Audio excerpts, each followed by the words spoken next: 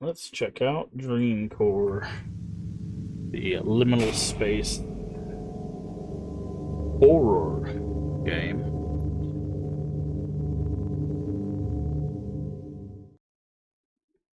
Oof, it's freaking out over here.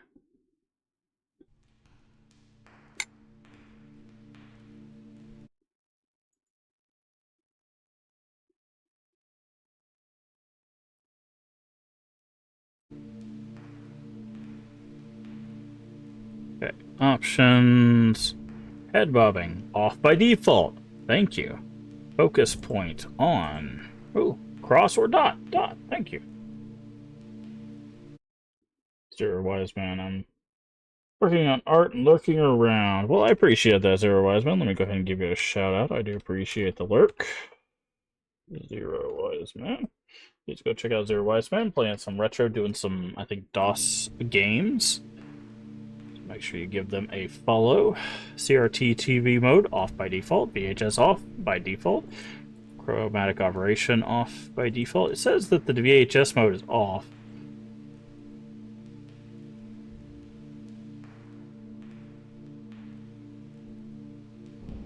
But you can still see it over here. Maybe these are off because I played the demo.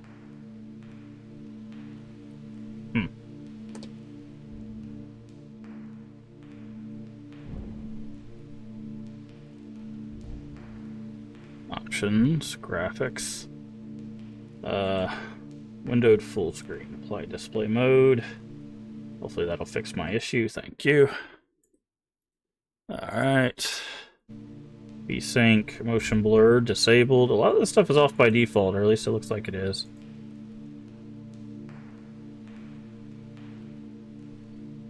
So that's good.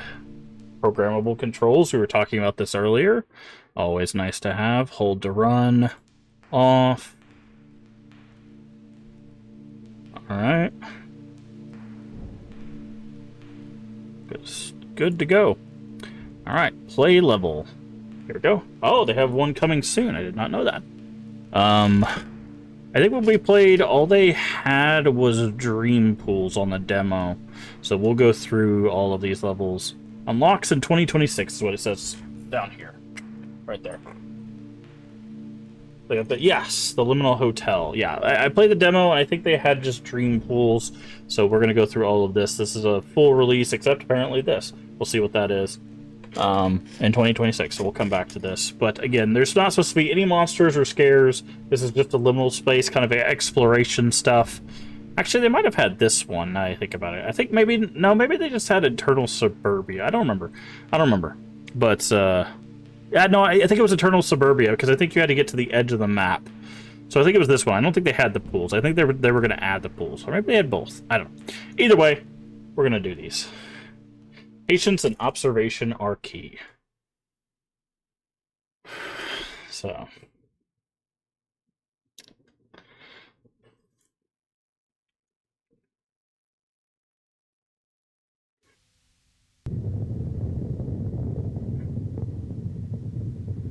Honestly, the, oof. Dream pools.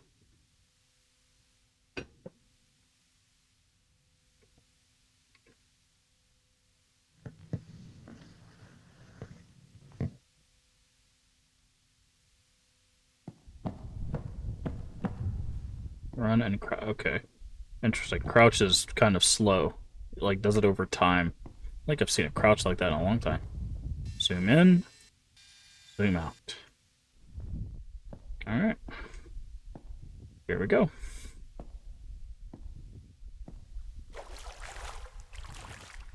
What does this say? Flashlight needed here. Okay, so we need to find a flashlight. Honestly, of all the liminal spaces, I think the pool rooms are my favorite. Big fan of, water spaces.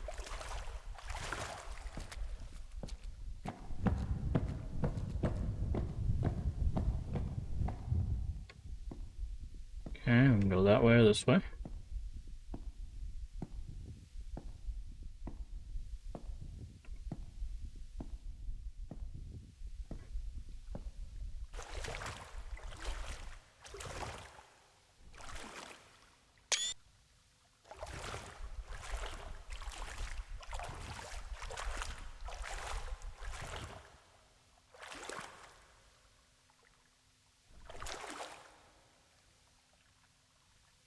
That says something.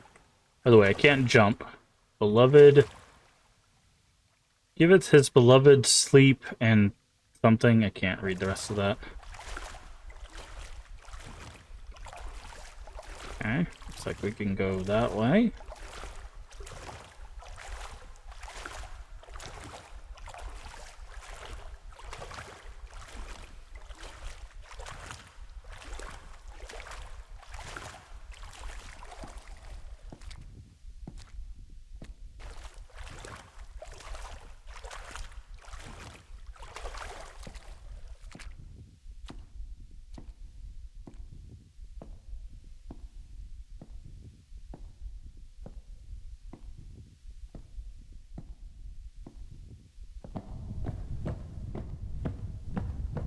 Okay, apparently we're going up.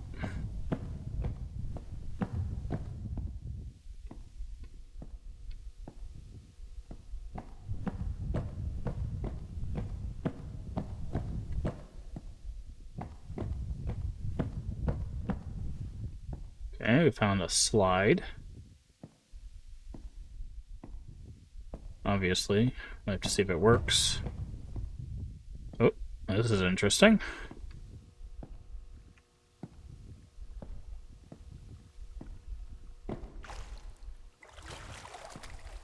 Stairway, use handrails.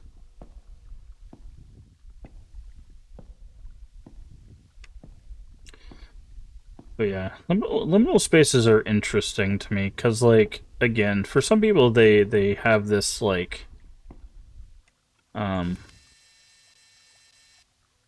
like very like ominous feel to them, and for others like myself, they can be very relaxing.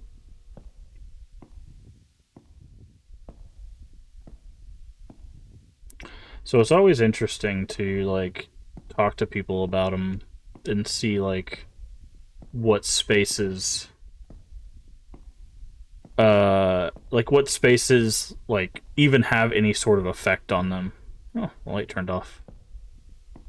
Because like some spaces just don't have effect on people, like certain people, right? Like you'll show them like an empty school, and it's like, oh yeah, that's super creepy. And then you show them like, you know, like this, and it's like, no, I don't get anything from that, right?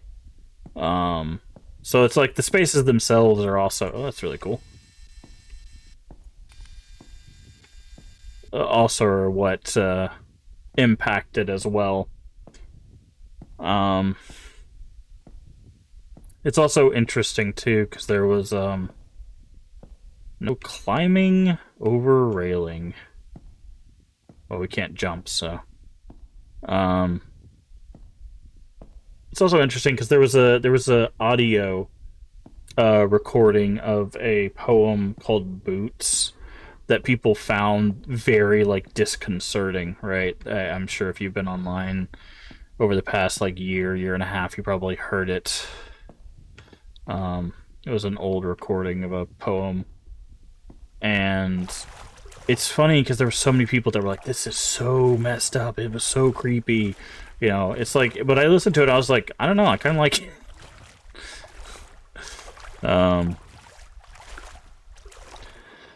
And it's always interesting with those things, right? Because I always think back to my favorite phrase when people talk about art, like, and I told this to my mom, and she looked at me kind of weird, but it's fine. I'm used to that. You guys actually watch me?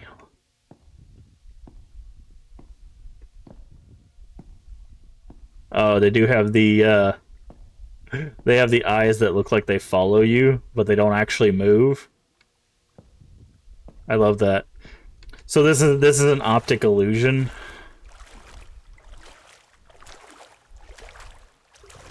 Right? So the eyes are always centered. You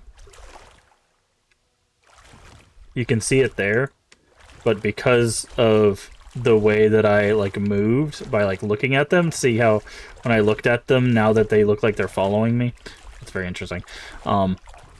what was I saying?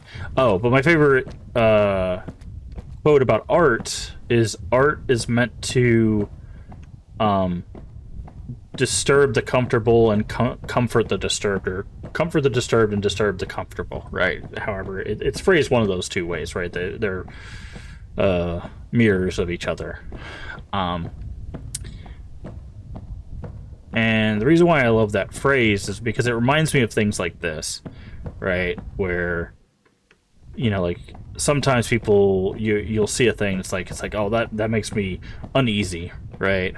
And for other people, it's like I really enjoy that thing, right? It always makes me think of horror too, because like I love horror stuff, but there's some people that it's an absolutely no go for them, right? They just can't watch horror things. They can't engage with horror things, right? And that's fine. There's nothing wrong with that. I'm not, telling people what they should or shouldn't engage with, but it's interesting because it's like that's what I always try to think of, right? Is like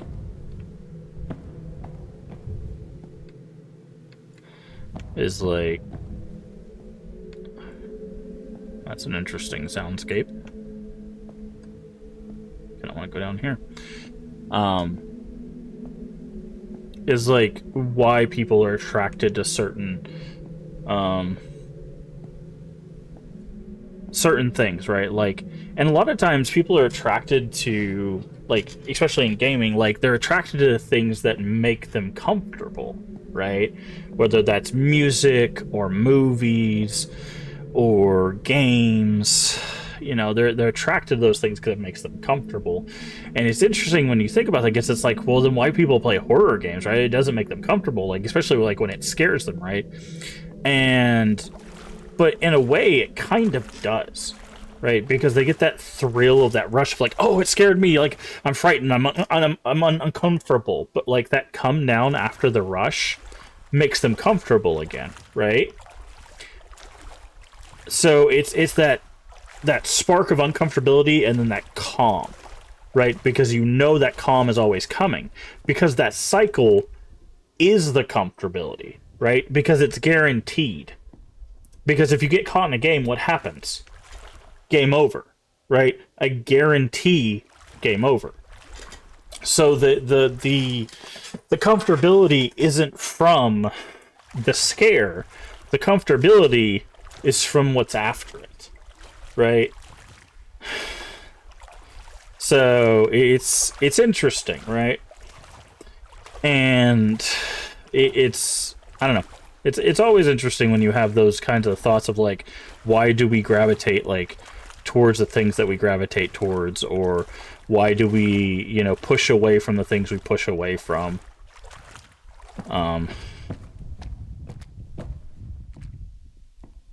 And that's why, like, with games, I always try to try something new. Oh, interesting. This is where we started. I wonder if we missed the flashlight.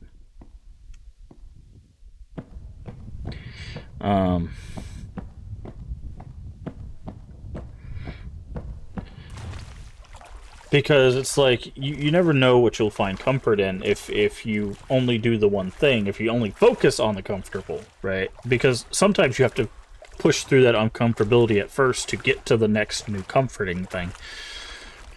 Right. Which I know sounds weird, but that's why they call it a comfort zone, right? Ironically enough.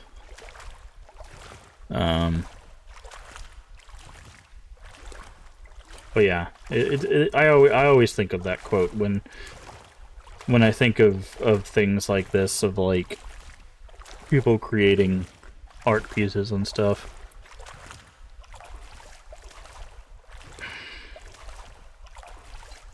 Although I saw a kind of like video essay on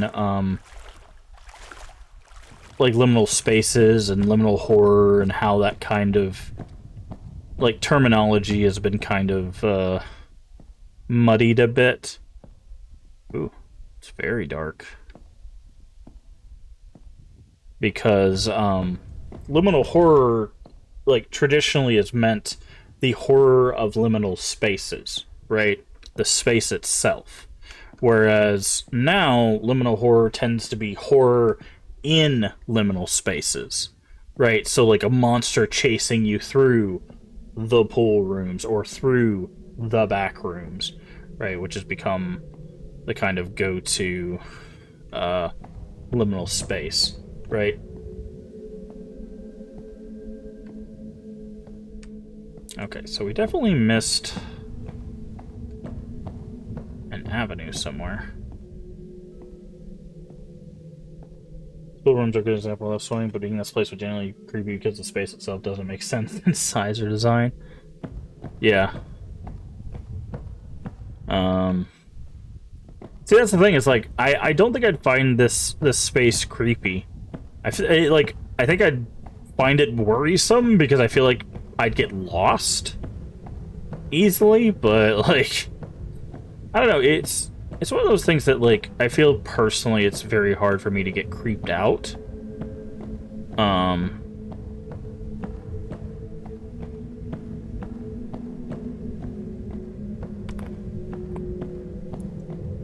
But I don't know. I kind of like the idea of an expansive, like, pool area.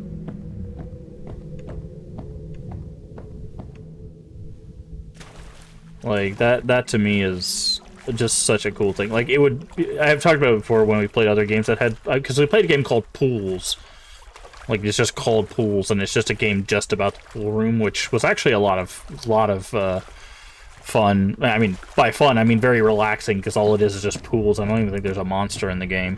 Also, I think it's one of our most watched videos on YouTube, surprisingly. And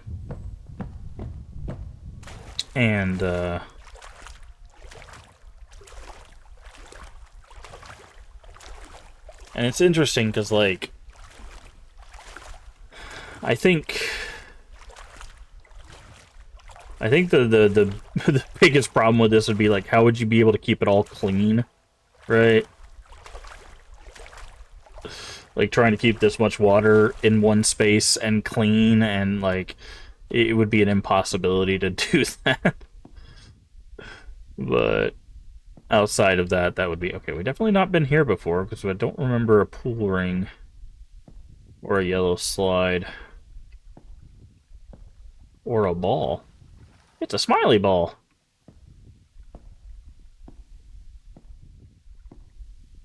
I see a door. Is that how we got here in the first place? No, because there's a red slide.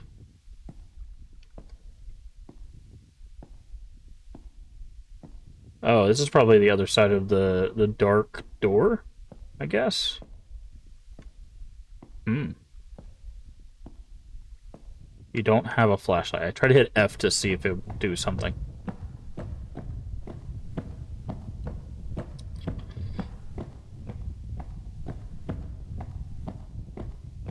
Oh, this looks cool. But,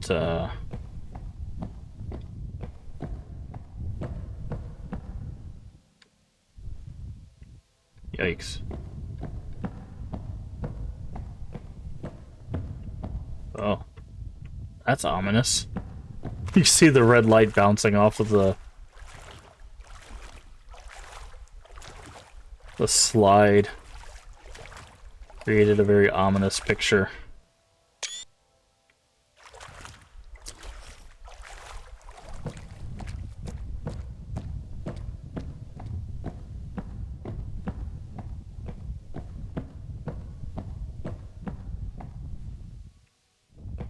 Okay.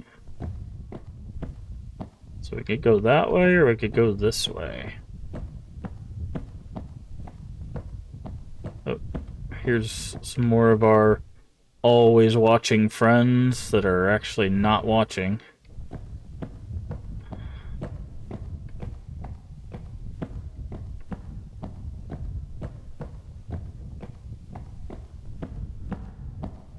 This is also a new room because we didn't have some separate clouds. See, it's funny because, like, if you watch them, they're watching you, but if you put them in the peripheral, Sometimes you can tell that they're actually not even looking at you. They're always looking forward. It's because of the curvature of the eye that makes it look like they're watching you.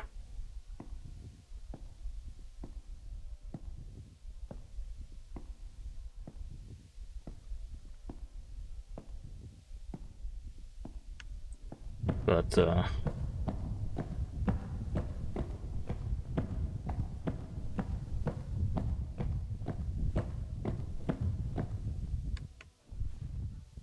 oh boy. I would say this would be a good landmark, but how would you tell this room from any other room that looked like it? Okay, so we got a dark room, and a lit up room.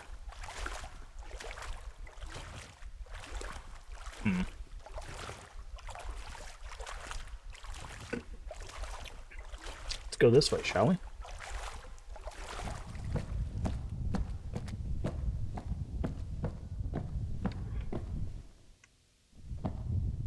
Okay, we've been here before.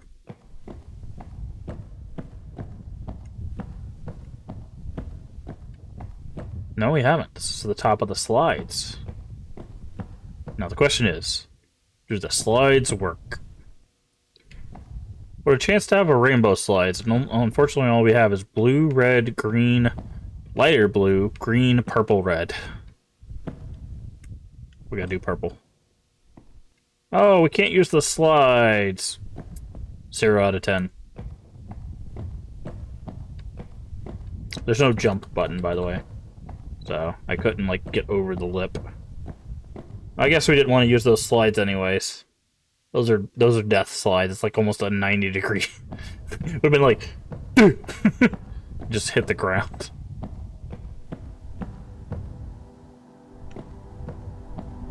Oh, this is ominous. A lot of ominous.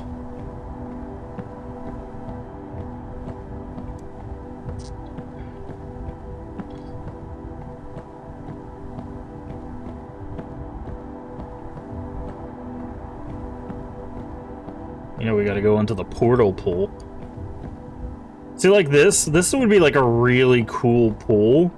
Like if you like walked in and like you had to like descend into this like sunlit or whatever pool. Like this would be a really cool pool.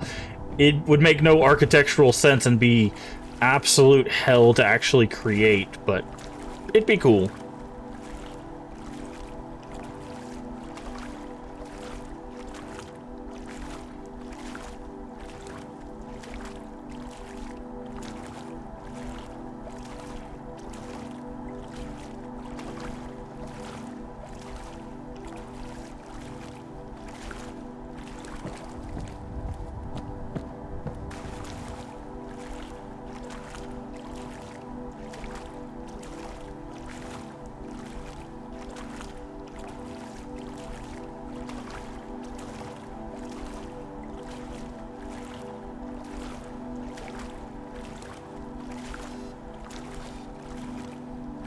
Hold on, I need to check something.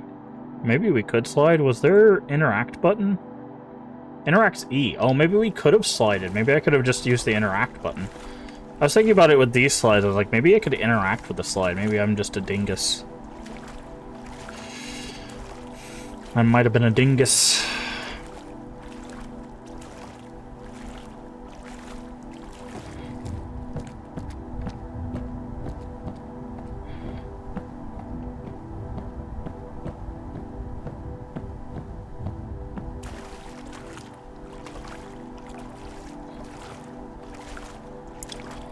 There's another flashlight room door.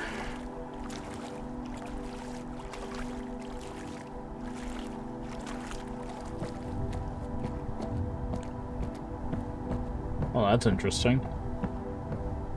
Concentric circles.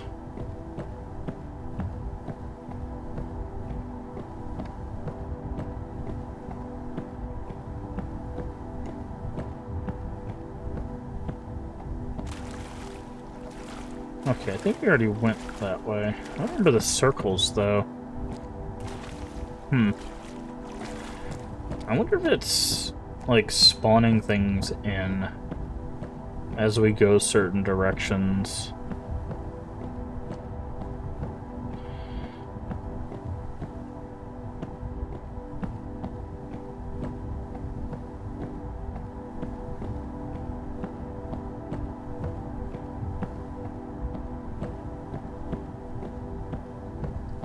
This looks like a giant dead end. Unless there's some stairs over there. Could be some stairs. There are indeed stairs over here. Don't remember going underneath a purple slide.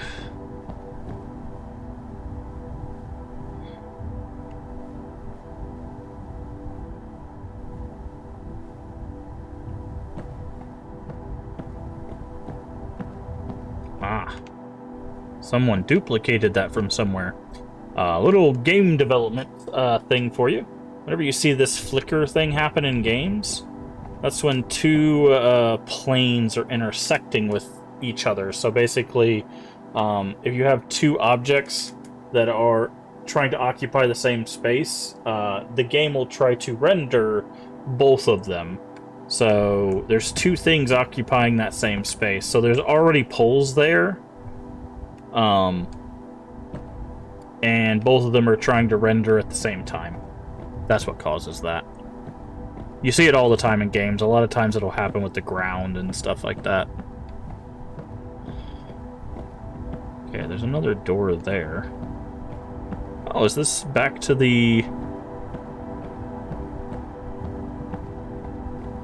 Oh, this might be above it, actually. Yeah, I think this is the layer above where we were just at. It is. Interesting. But, yeah, that's what causes that. And it happens at all levels of development. Indie, AA, AAA, doesn't matter. It happens all the time. Alright, so we have, looks like a yellow ball.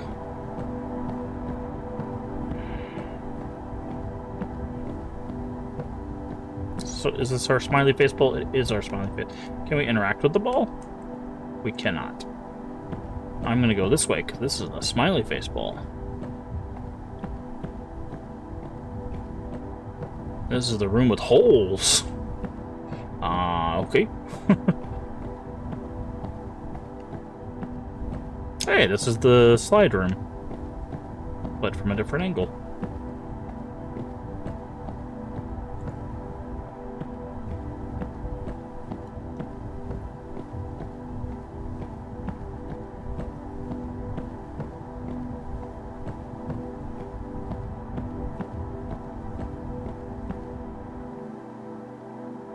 Is this a flashlight? It is. Find the flashlight in the dream pools.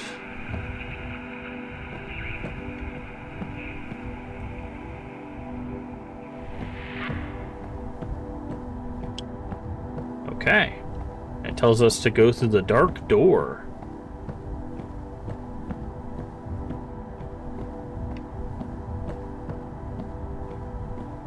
Alright. There's a slide here. Okay, I'm pushing the interact button. It does not look like we can take a slide, unfortunately.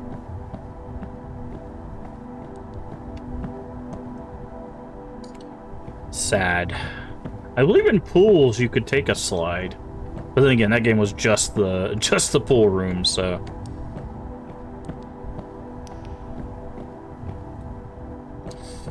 Makes sense they would try to add that bit of utility, if you will.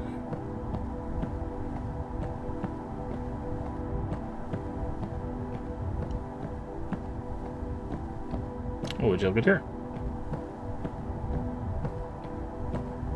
Down, down into hell. And one of the entrances to the basement of the dream pools is what the achievement says. Oof. Those walls are messing with my eyes because it's a bunch of consistent lines.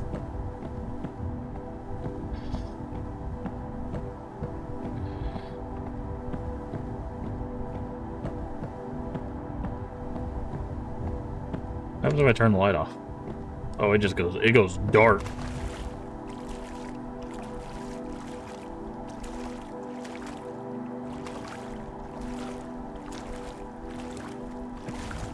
Hey, it's our smiley friend.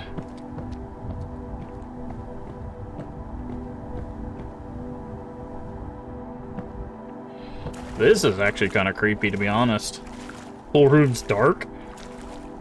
Because usually you see the pool rooms as, like, very well lit. Actually seeing it in the dark like this... This would make this liminal space kind of messed up. Especially when you have dark hallways like that.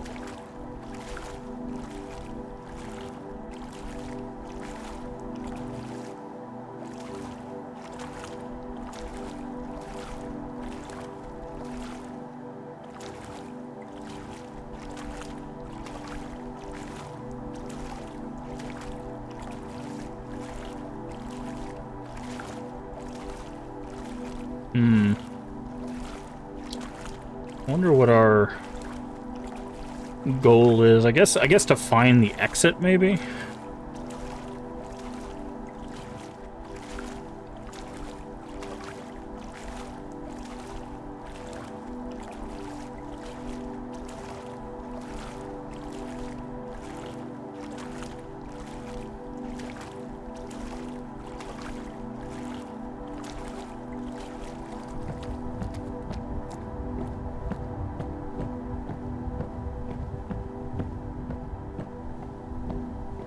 Oh, this looks interesting.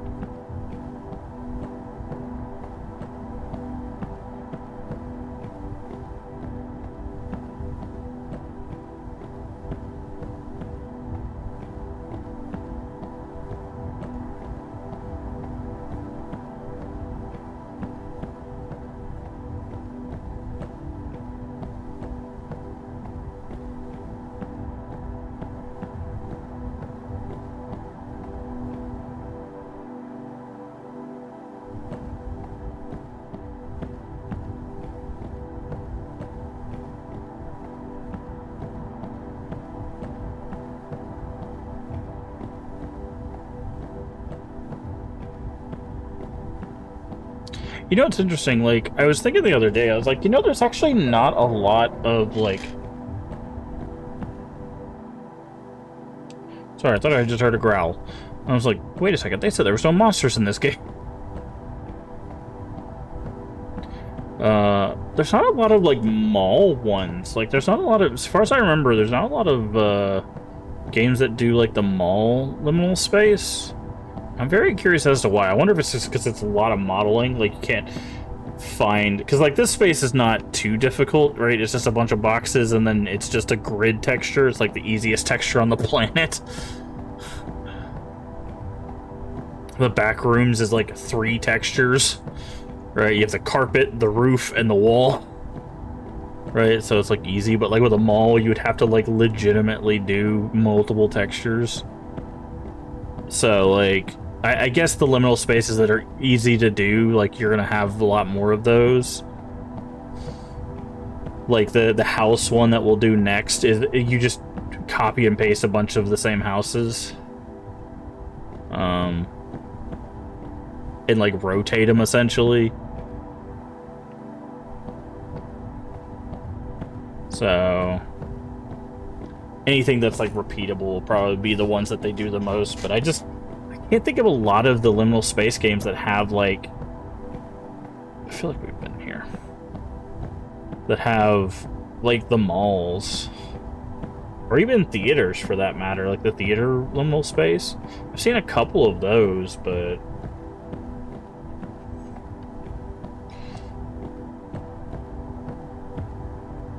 Okay, well... guess we're going this way.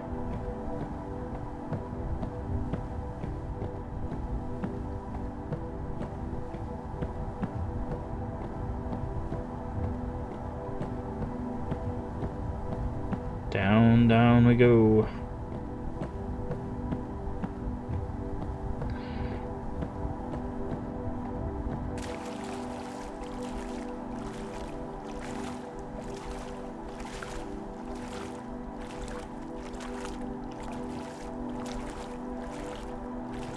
Oh boy. That's a lot of directions. So like this has a sign. I'm wondering if we should be looking for the ones with signs. You see, like there's 2 with signs over here. No, 3 with signs. Okay, so it looks like all 3 of these have signs.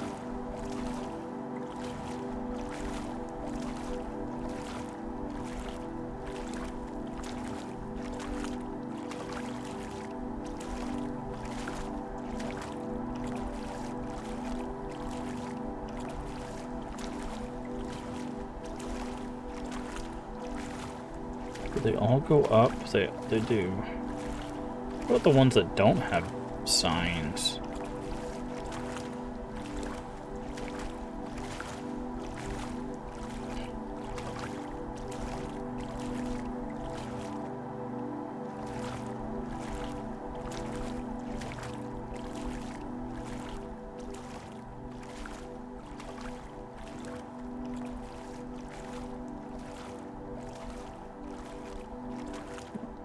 Okay.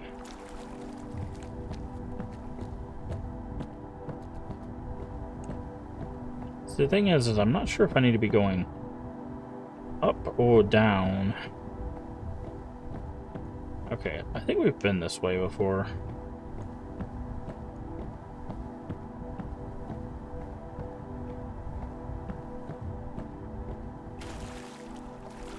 Okay, we've definitely not been this way before, because I think we're going to have to crouch. It's the first time we were going to have to get low in the water.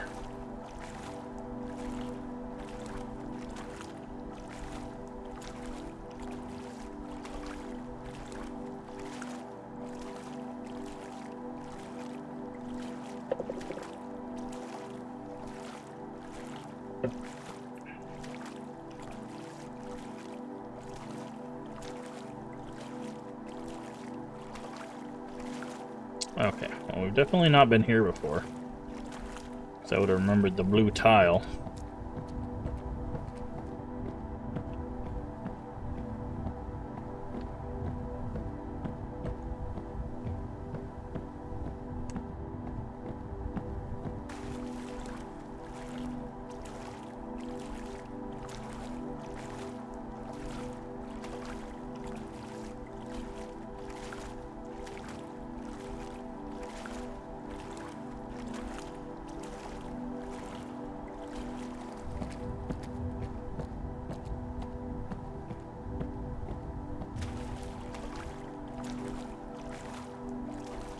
Oh, we got another little door hole. Let's go on in. Sneaky like a snake.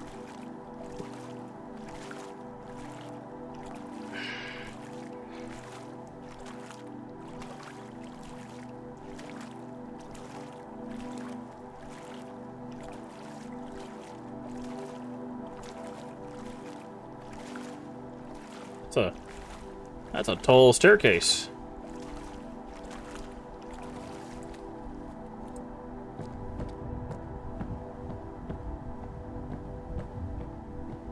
It's still pitch black? Okay. Yeah, so you could not navigate this.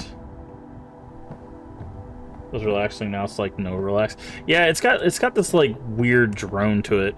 Honestly, I'm not a huge fan of it. It feels like someone's like got a single note and they're just like so it's like, can you play a different note? Wait. It's this place again? Wait, we went in a circle? Because I remember this.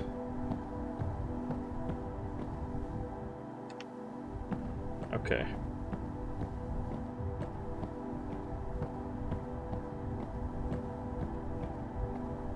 Okay.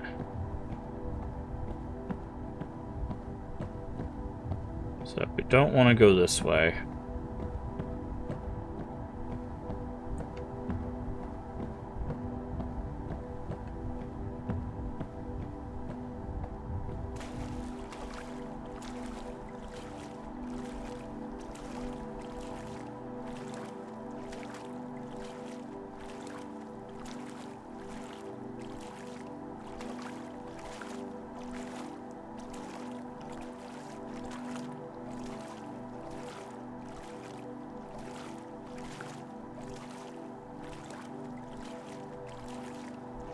Okay.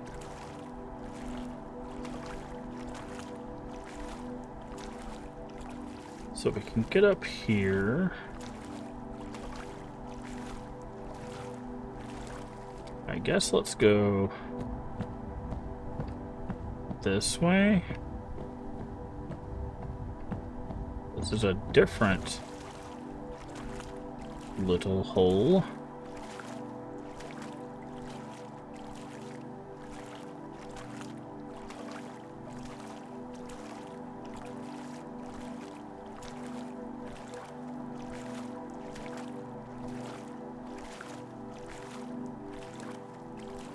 Okay. So there's two ways we can go. We got that way. Let's go this way, though. Most opposed to the direction we came from, so we always want to go as far away from the ways we came from.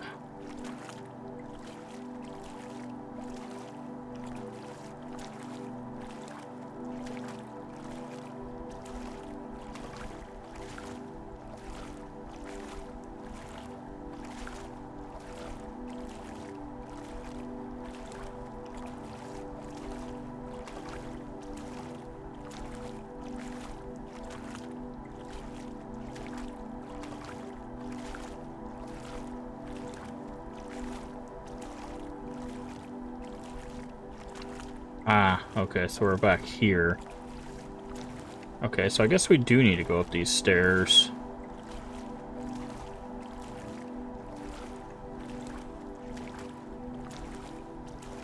I wonder if it matters which stairs.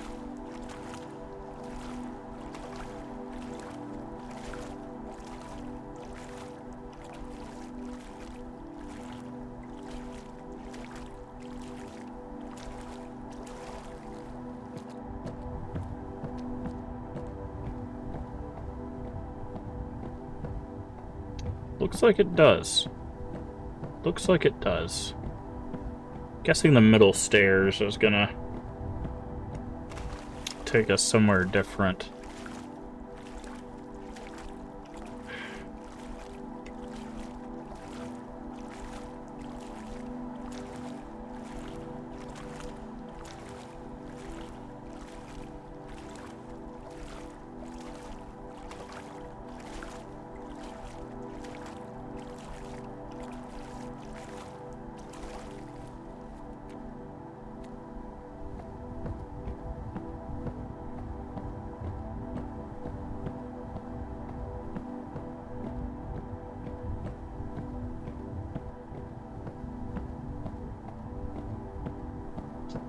Just this weird partial statue here.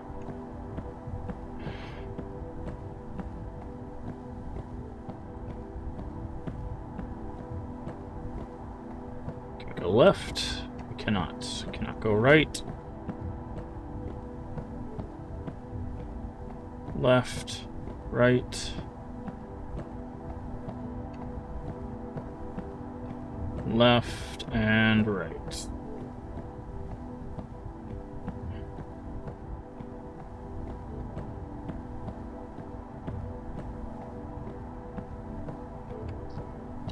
Oh, elevator. So we're definitely going the right way. We have to get to that elevator, it seems. So now we know our goal. We are looking for an elevator. And it's that way. So I'm guessing it's going to circle us back around.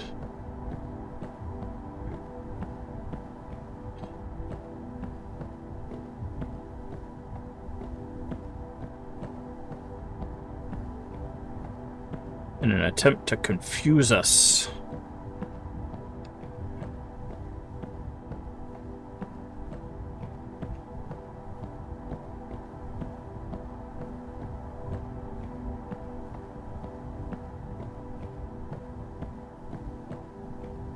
And then it's going to give us an option of left or right. We are going to go left.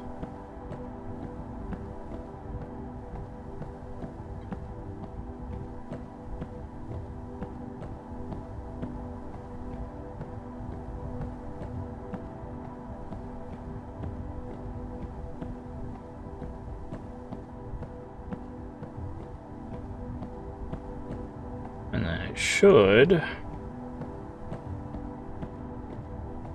goes up. Well, this is the opposite of what we needed.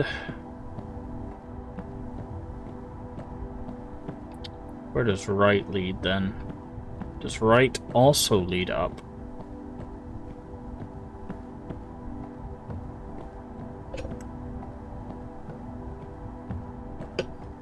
Because we need to go down and to the right. Because the elevator is that direction from where we are currently.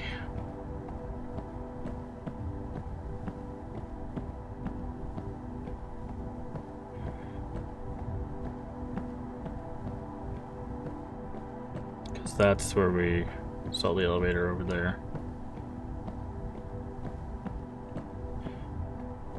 If this also goes up, then we have a bit of a problem on our hands.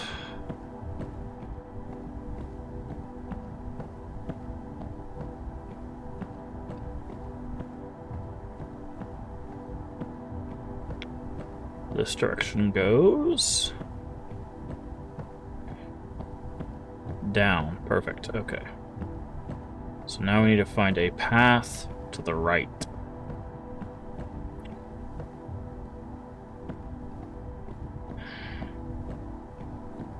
Ah, this creates a circle.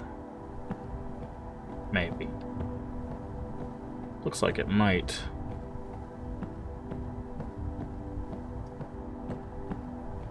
If this only turns right, then it definitely creates a circle.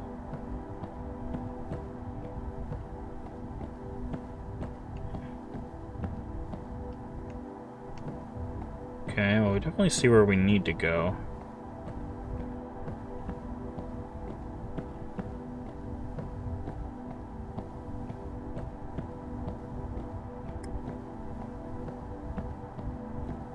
Alright, I do believe this might be the right direction to go. We just need to find a way down.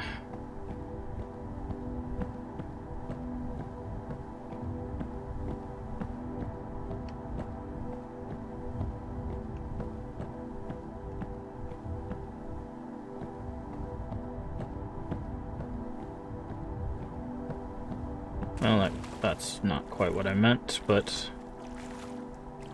the elevator's still over that way, in theory. We need to go much further down.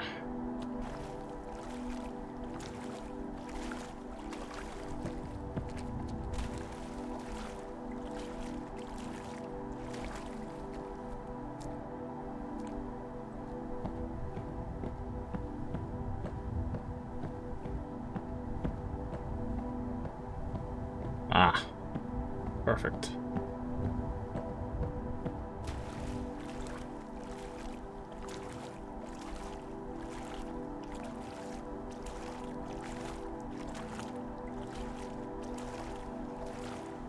Okay, so for here, stair, stair, stair.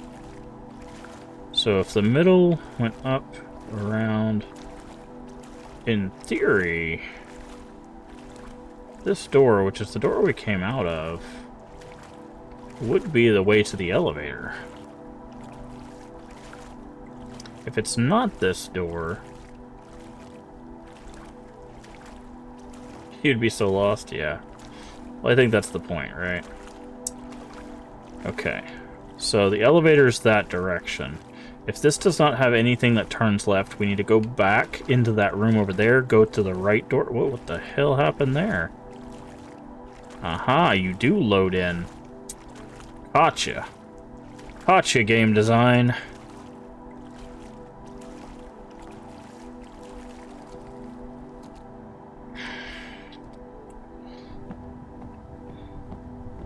Okay, does this have any left turns? No. Okay, so this is not the way we needed to go. So if you don't know what happened there, the game didn't expect me to turn around and walk backwards. So what it did is it created a black plane right there, which we might have bugged out. Yeah, We might have bugged out. The player's not supposed to see that. But basically, at a distance, you're supposed to see a black plane, so that way it deloads the area, but from afar, you can't tell. So when it deloads the area, that area doesn't exist, and it allows processes to be restored, essentially. Because if you had the whole map loaded, this game would run at like 1 frame per second, which is not what you want. So, okay, so we need to go through that door and maybe work our way that way. So what it'll do is it'll deload, put a block there, so when you look at it, you're like, oh, it's just dark over there, and then as you get closer, it'll deload that, and then you can see into the thing. But unfortunately, we walked backwards, and I think we tricked it into thinking that we weren't facing that direction, and it just didn't register correctly. So usually they do that with doors in games. If you look at how old games do doors, it does the same thing with door. Once a door closes, it'll unload an entire area on the other side of that door to keep from having to load an entire level. Okay, can we go to the right over here? We can. I learned about use the fog for draw distance. Yes, that is why the fog exists. And see, we haven't been in here, but we know this is on the same level as the elevator, so the elevator is going to be that way. We need to keep an eye out if there's a door on this wall. Yeah, they used the fog in Silent Hill 1.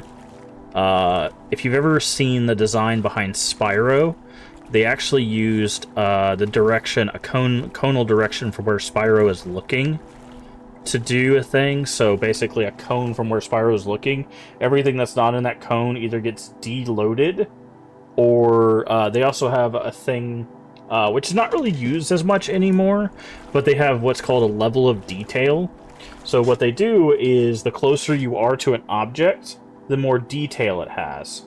So in Spyro, when you're this far away from an object, this object will have like 2 polygons, right? So, but as you get closer to it, it'll go like 4, 8, 16, 24. It'll add polygons the closer you get to it. And that was their way of saving resources. And it's called level of detail. It still technically exists. I believe in Unity you can still do it. There's still stuff for level of detail. No one, as far as I know, no one really uses it anymore. But you can still do that stuff. I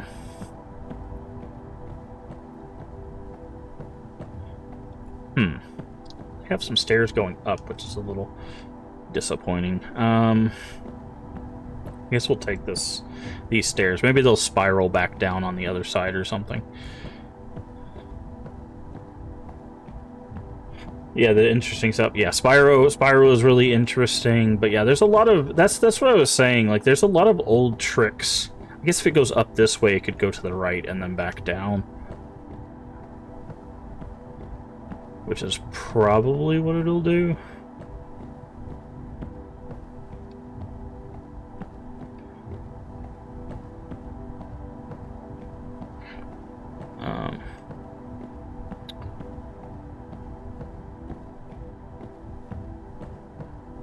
Because again, the elevator is that direction. We have definitely not been in this area before, so...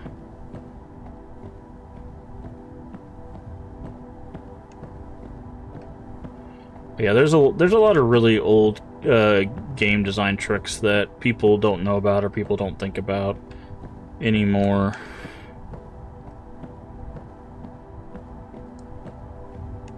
Aha. Yep, see, this is what we're looking for. So there's an exit there. I'm guessing that's what leads to the elevator. See, what's interesting, this is the only one with a sign with stairs. And the question is do the stairs go up or down? Looks like they go up.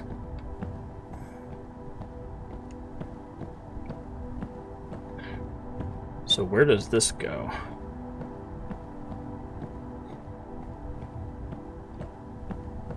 Down. Which is where we want to go. Ah, but this leads back into a crouching room. So we'll have to check. But yeah, there's a lot of tricks they had to use back in the day, because you got to remember they had to fit these big games on these very small spaces, you know. So they were like, hey, how can we do this? What if we, you know, chop these things into bits or little pieces? And okay, so that's how we get here. So, or how about we don't render these things, or how about we shrink how they're rendered? And yeah, you'd be very surprised on little tricks like that that people don't use anymore.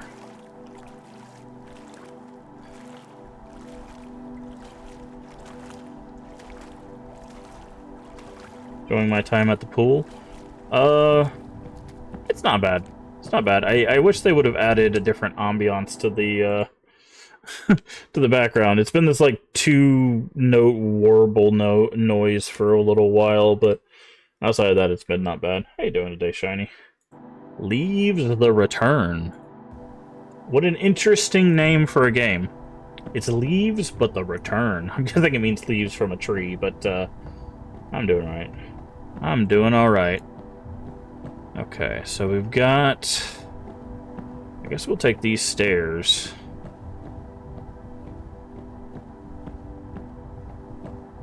We'll learn what they did to work within limitations. Yep.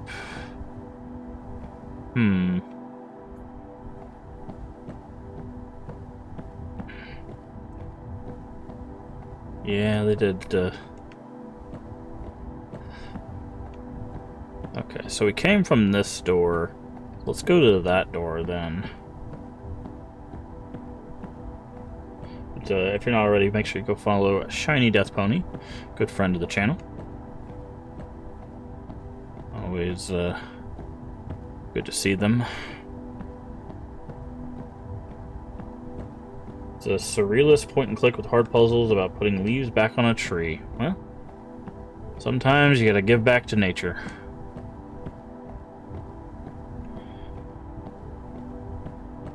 Okay, definitely have not been in here before, because I would have remembered this weird roof with this centerpiece.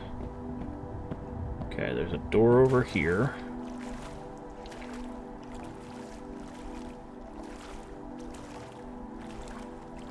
Okay, we got stairs. That seems to be it. Okay, stairs that lead over there.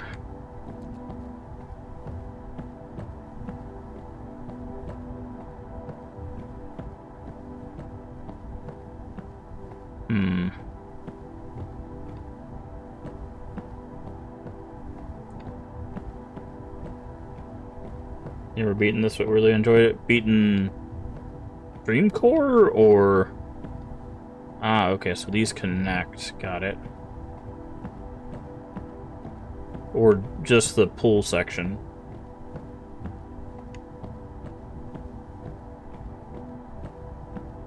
Dreamcore, okay. Yeah, apparently they're going to be adding one more map, at the very least next year. So... Tried all 3 levels. Well, we've seen the exit. We've seen the elevator. So we know where we're supposed to go. We're just trying to find the way to get to it. I think we're close. Basically, we're looking for a way to get onto the bottom level. We saw the exit to the exit. So now we're just trying to get to that. I think we're getting there. So we're seeing a lot of new rooms.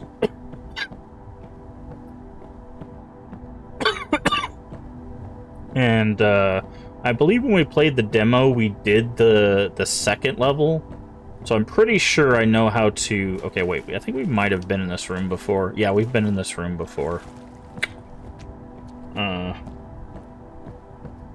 I think I don't remember exactly how to do it, but I do remember, dang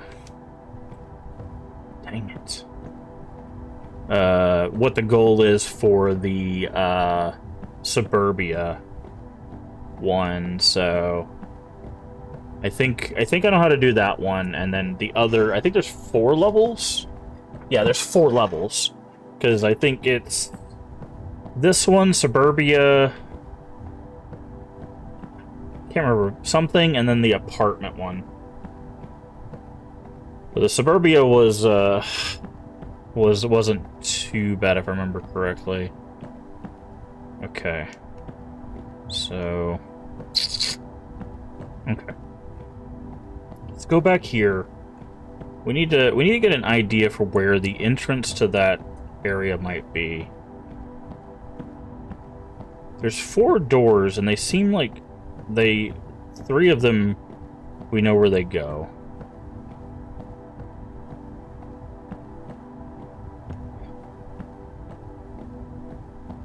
So 2 of them connect, which is interesting. Kindergarten or play? Yeah, I think that's what I was. Yeah. Okay. So where is? Oh, we're up here. Oh, they don't connect. Ah, it connects to a layer above. So that's the exit to the exit. There's a sign down there that has like a little exit man. Okay, so they don't connect. They connect to the layer above. Okay, so there's the exit layer, a layer, and then a layer above. That's what threw me off.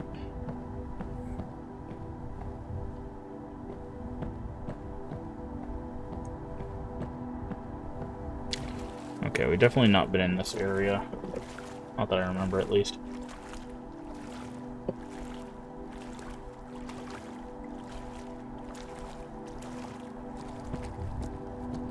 Thank you for doing your daily token. Although I have switched it from daily token to stream token, because we do stream twice a day. So I guess it's thank you for doing your stream token. Okay, we cannot go through here. Hopefully that's not a bug.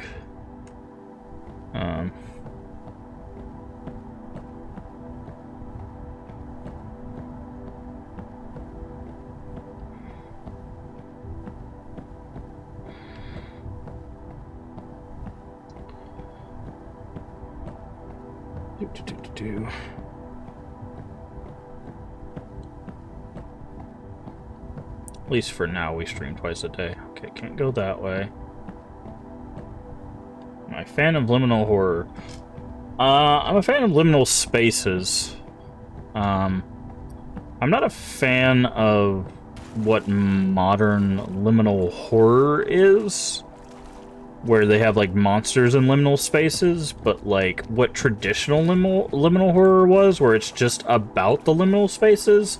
Yes, I like liminal spaces, but I don't like being chased down by a monster in liminal spaces now. I have to clarify. We were talking about it earlier, how the definition has kind of changed a little bit because of the back rooms and stuff.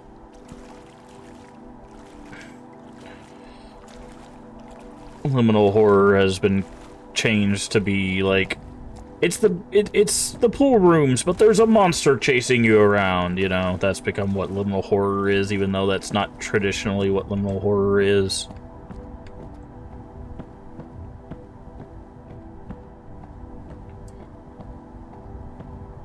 So, but yes, I do like liminal spaces. I find them rather relaxing. I am going to turn that music off. That is getting way too annoying for me. Sorry.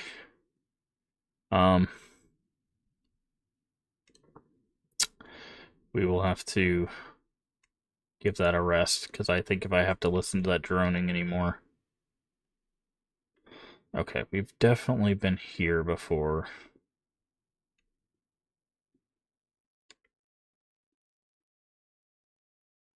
You like this smiley face, guys? Are you talking about the big smiley face balls in this game, or something different? Ah, yeah. Yeah, we ran into those, earlier. Oh, floor didn't load in properly there. Okay. Hmm. This looks familiar. We might be backtracking accidentally now.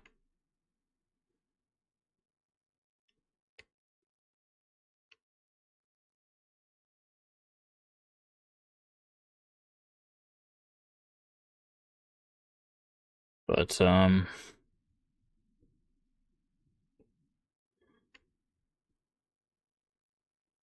no climbing over rails. Yeah, I think we've accidentally backtracked. Let's see where this stair leads us. This might take us back to that room. Which, if that takes us back to the room, that's actually good. I think it will. Okay.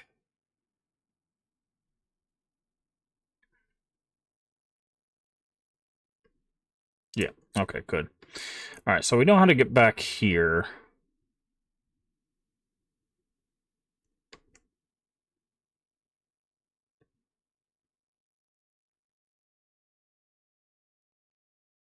Where does this door lead?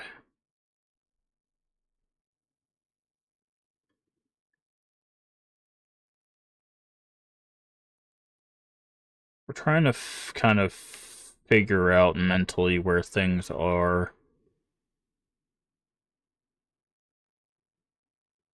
Is this the stair that leads all the way up?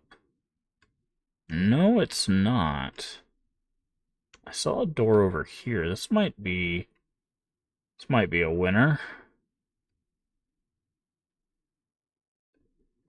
Unfortunately, it's going in the opposite direction we need it to go. Okay.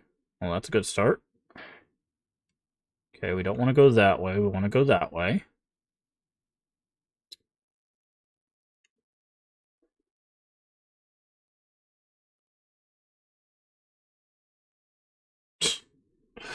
Oh, man. I love when my phone tells me, like, an hour late when someone goes live. Okay, so this spits us out here. Okay, so that is not a helpful door. Okay, so the most helpful door is this one. So this is definitely the right direction. So if we're ever in here, we need to take the rightmost door. Because these stairs only give us an inclination on, like, where we need to go.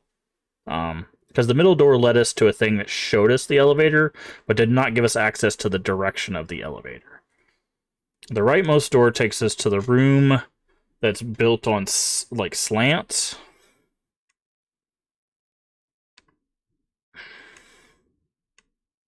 At least it should. Maybe I'm mistaken. Pretty sure it does.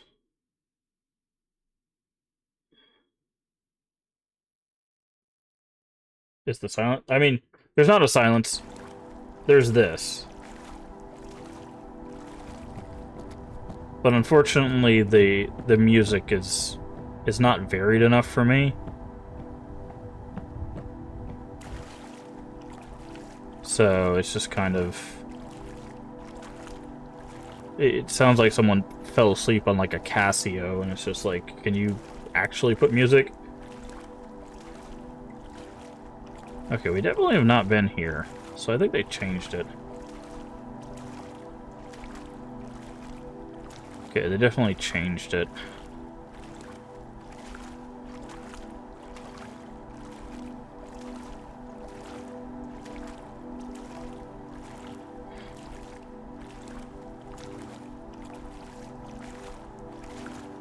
Hey, there's a smiley ball.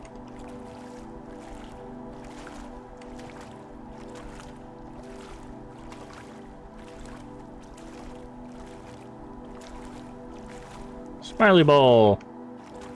Okay, we need to be going this way.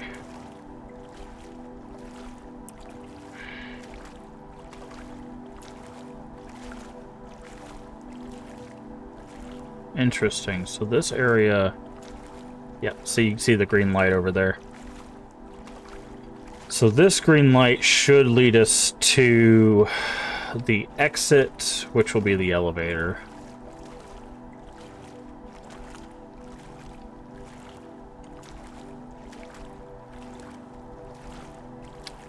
See? That should lead us to this, which will lead us around to the right. And then we should be able to see a railing above where we saw the elevator from above.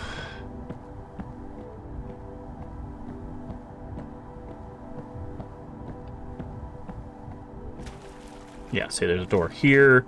And then I believe it should just be right, and then it'll be on our left. If the 3D map in my head is correct, we should be able to turn here. Yep, there it is. And then the place we saw the elevator is right above us. There should be a railing, like, right above us. Should be, yep, right there. That's where we saw the elevator from. And there's the elevator.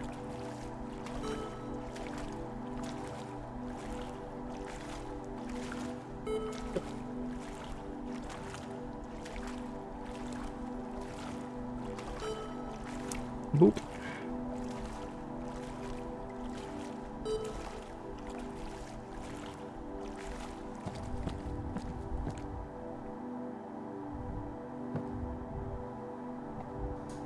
There we go. And that's the pool rooms. Before we start Suburbia, I'm gonna give me some more water.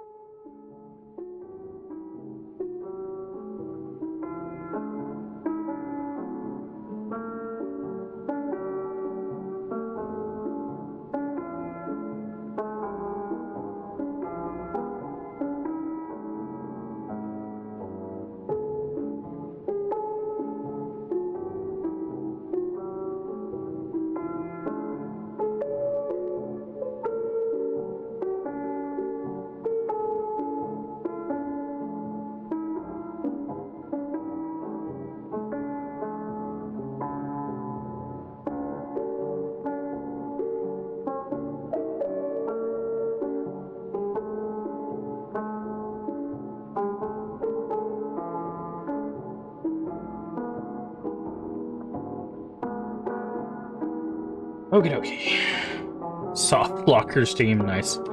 Hey, really? You don't have a skip key? Okay, well I'm gonna mute that.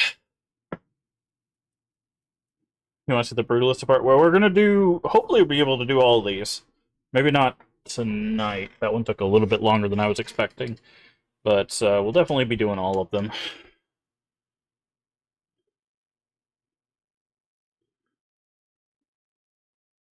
I guess YouTube is not streaming. I tried. I tried.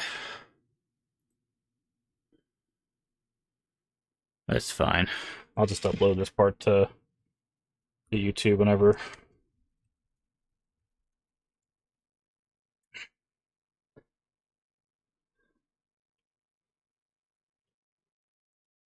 Well, I tried to do the thing where you can turn it off in OBS and turn it back on, but for some reason that didn't work, so stream.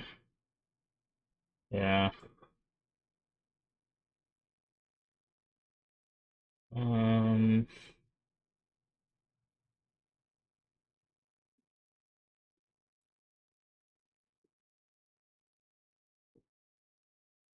it's trying to stream. Get the stream back up to go. Well, that's awfully nice of them. Okay. Play level. Okay, we've done that. Ah, playrooms. That is the third one. Yeah, so we're gonna try to do all of these. We'll do Suburbia next. This one probably won't take as long because I think I remember how to do this one. You have to get to like the water tower, and then the water tower tells you where on the outside the exit is, and then you have to get to the exit. I think I remember. It's either a water tower or the windmill.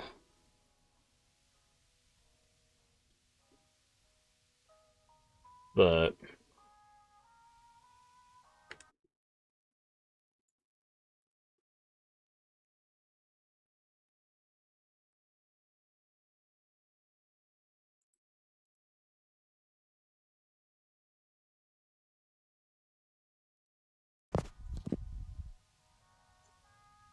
windmill.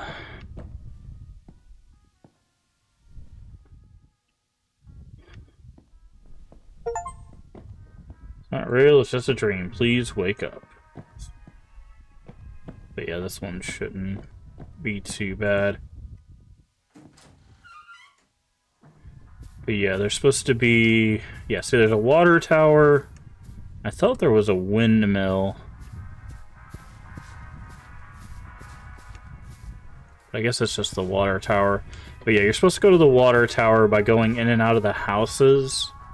And then at the base of the water tower is a drawing. And the drawing, I believe, tells you what, like, cloud to look for. Like, there's, like, a specific cloud or whatever. Maybe it's the sun. Oh, the sun's moving. Okay. But yeah, it tells you for, like, where to specifically look, and then you have to get to the edge of the map to find a door. At least that's how it was in the demo, I believe. But the problem is these fences are built in such a way and you can't jump. So, but the water tower is there, so we need to go this way. But this one's easy because you can usually see your landmark, which, like I said, for us is the water tower.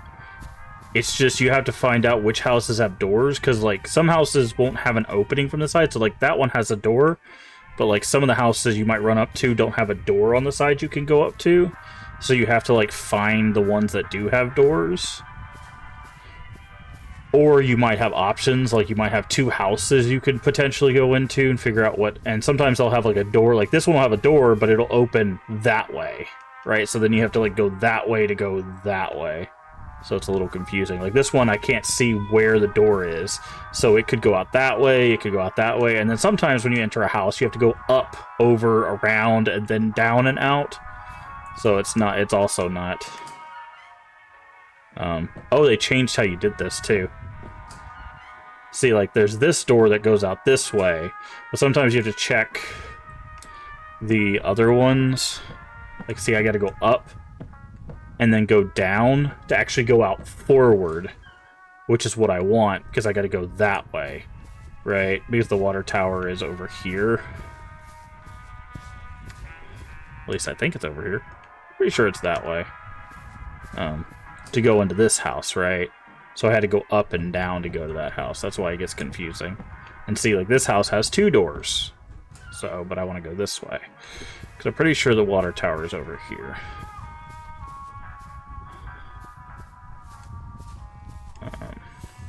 Yep, there it is. I was like, I'm pretty sure it's over here.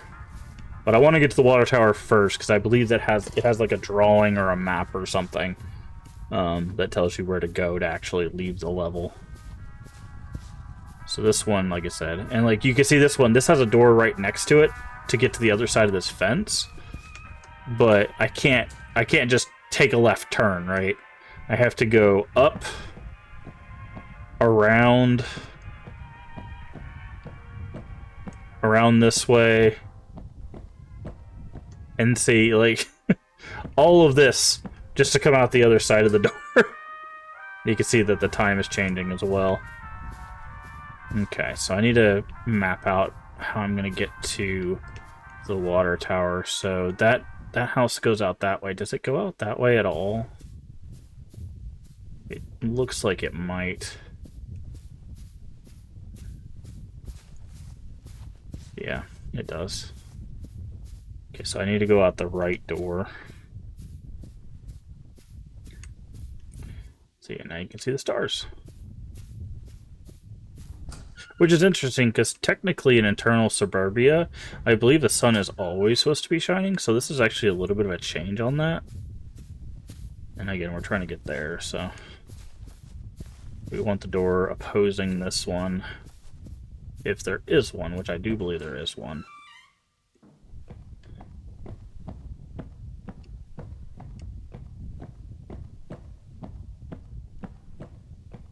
There's that one. Okay, there is not a door opposing this one, so... okay, so the entrance to the water tower should be out of this house over here.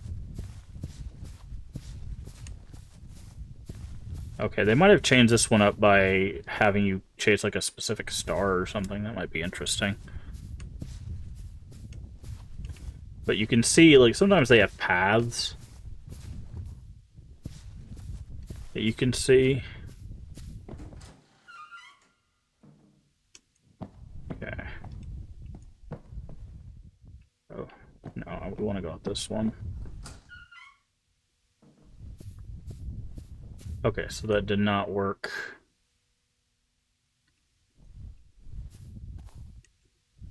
Okay, there is another door. That's what I thought. So I could probably need to go up and out. So that's a tricky house, right? You're like, oh, well, that doesn't have the right path. It does. I just have to go out the right door.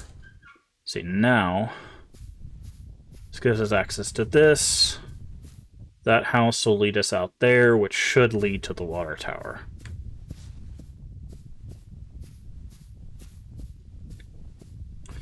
And again, once we get to the water tower, that should give us a map on where we're supposed to go. And I think, if I remember correctly, from where the water tower is, I believe it's on the almost a complete opposite side of the map on where you're actually supposed to go to find the exit. But once you know exactly where it is, it's mostly about doing essentially what we're doing here. Just following the paths. This one wasn't too hard to figure out once you kind of understood how the houses worked. There's no moon. But yeah, once you understood how the houses work, it's not too bad. This one we should be able to do pretty quick. Pretty quick.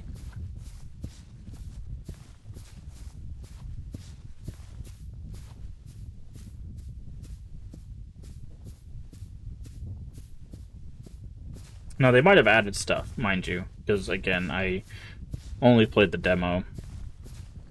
But...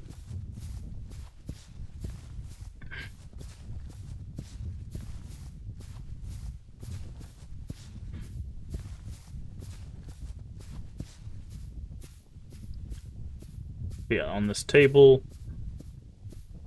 here we go. So you have to get this. You have to get the key. And see, there's a door. Oh, interesting. I thought it gave you an exact destination, but it just shows you the door on the outside. But you need the key anyways, so you have to come here anyways. But another thing that helps you is if you look on the outside rim, you don't see any like openings in the fence, except right over there. See the door? That's where you gotta go. I don't remember it being that close to the water tower, actually. I feel like they might have moved it closer. Okay, so from here... let's see, we could take that house to that house. Can you really just take two houses and be there? I think it's like right there. It can't be that easy. Because I think we can take this path to that house, go out that door, into that house.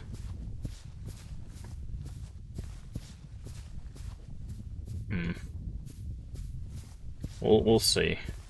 It can't be that easy.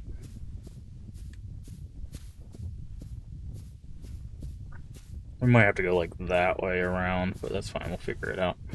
But yeah, there's just a door on the outside there. But you need the key from the water tower, so you got to go there anyways.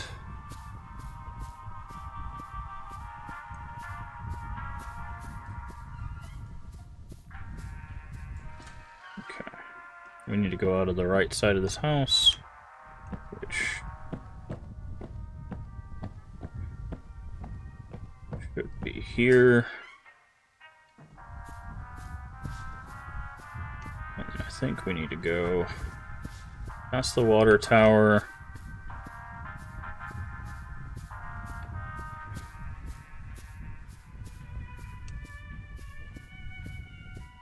We can go up here and get a peek.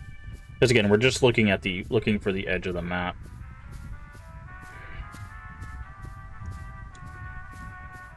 We'll be able to see the door. It kind of stands out. Yep, there it is. Okay. So all we need to do is just find an exit from the front of this house. This should do. Nope, that does not work. Okay, that means there's a different exit out the front. Which means we probably need to go up the stairs.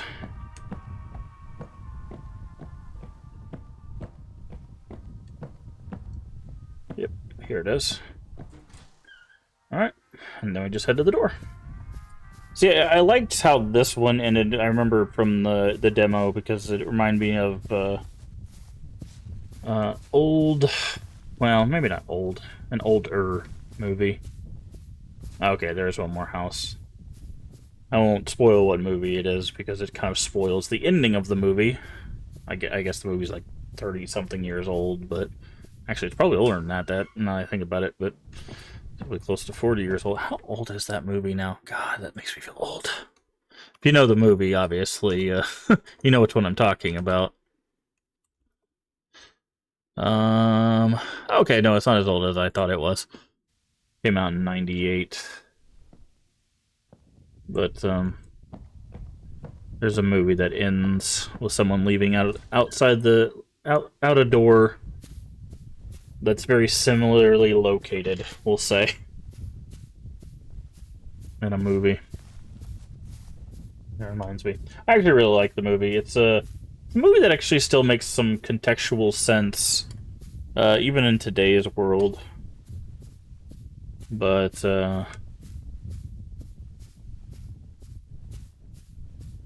it's a interesting movie from 98. Again, I won't spoil what it is, because it kind of spoils the ending. I'm very curious if they added anything after the end of this, or if this one's just going to be a quick one.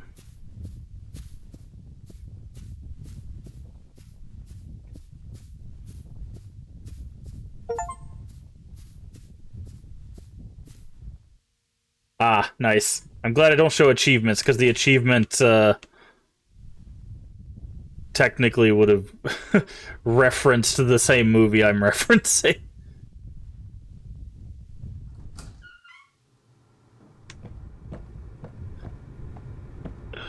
That's funny.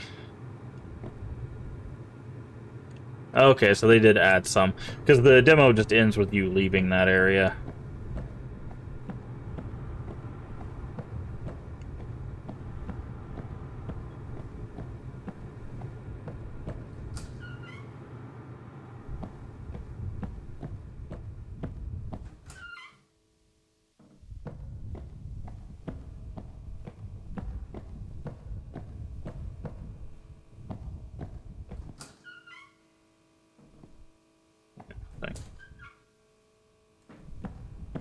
Okay, so they added a bit of a concrete maze area here.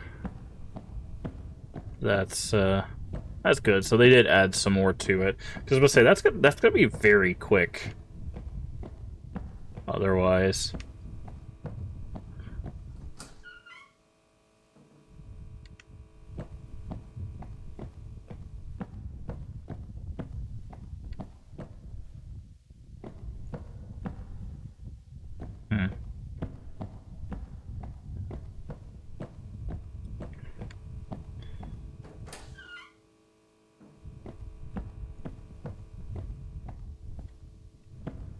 My only question is if this is like this, I wonder what the apartment one's going to be like. Is it going to be a reused version of this, or are they going to do something different?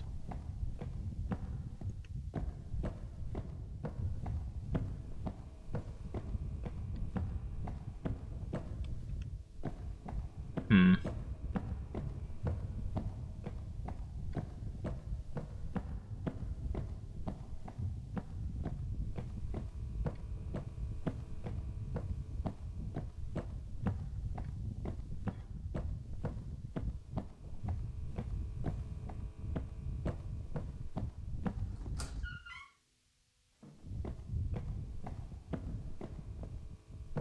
Okay, there's a door with an exclamation point there. I wonder if that's going to be our exit. So I'm going to keep that in mind. That door is right there.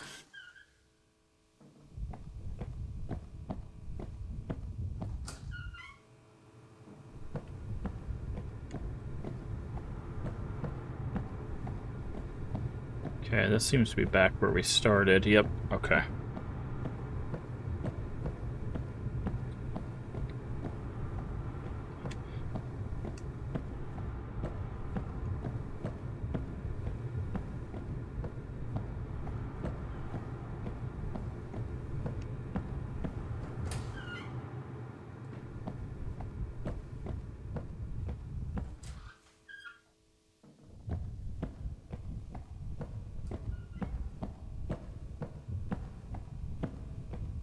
Okay. So what I'm gonna do now is I'm gonna take these up.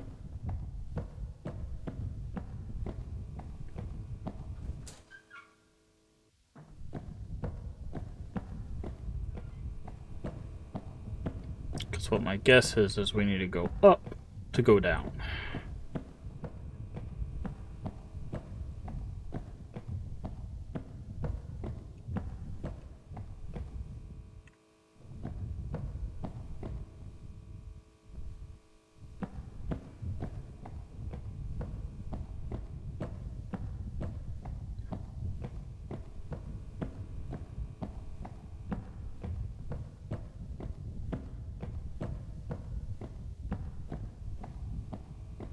Okay.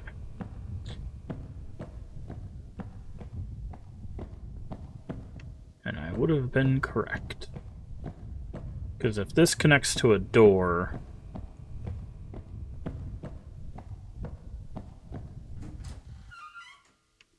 then... not the door I needed it to connect to, though. Unfortunately, because if this is the door I think it is... it does seem to be... yeah. It's not the door I needed it to connect to.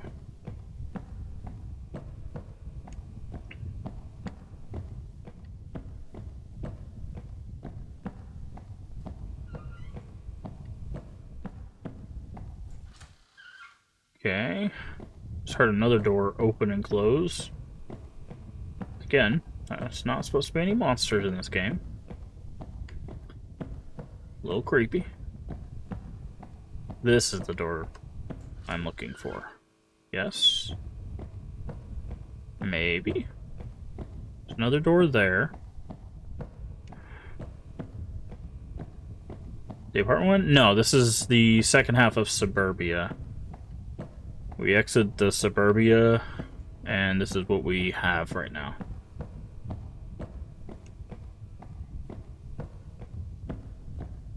I already knew how to solve the first half of Suburbia, so...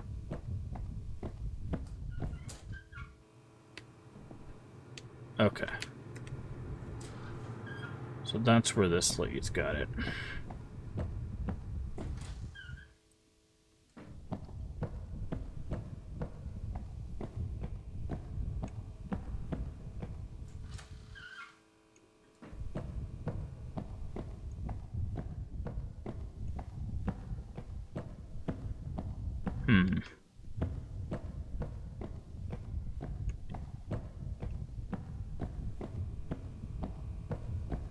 Any plans for the holidays? Well, the next 2 afternoons we're taking off stream because I am going to do a couple different places with the family to see family. And then Christmas Day, just a little thing with my parents, and then this is the door I was looking for, because this will lead us to the door with the exclamation point. And after that, Saturday, I'm doing a thing with my friends. Oh, here we go. This should be the end. Or at least the next stage. What does this say? Restricted area. Oh. So, yeah, it's a little busy week for me.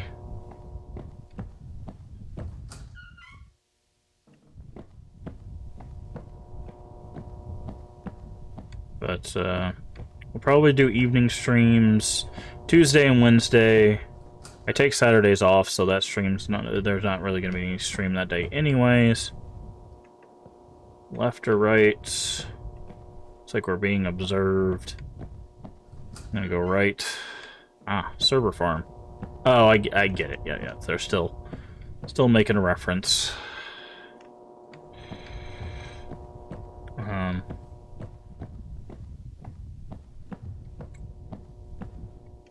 Street signs. Yep. But yeah, evening streams, normal streams will be back starting probably Christmas Day, and then no stream on Saturday as per normal.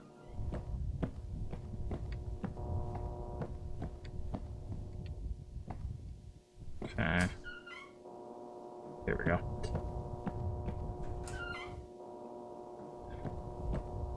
And then, yeah, that's pretty much it. So just visiting a lot of people.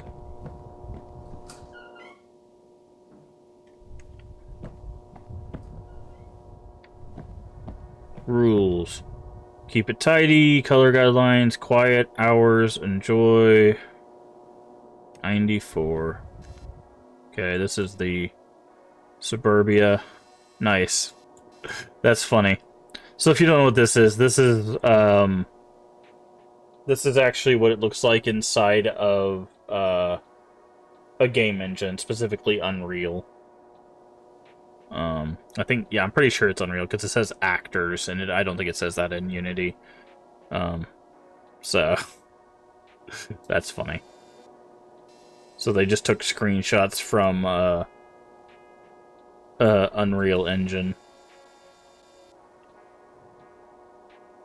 And then, of course, they have a image of where the exit would be. Nice. And the slide from the pool rooms. Cute.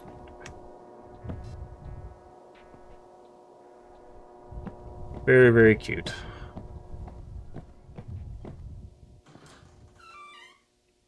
Stop. Don't go right. Stop, stop, stop, stop, stop. Stop, stop, stop. Stop. They don't want me to leave. I'm being watched.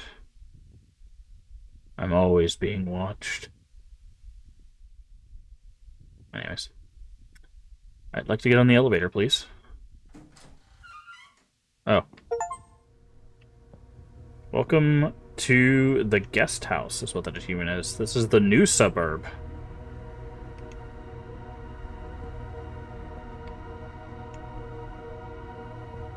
Welcome. Guest house.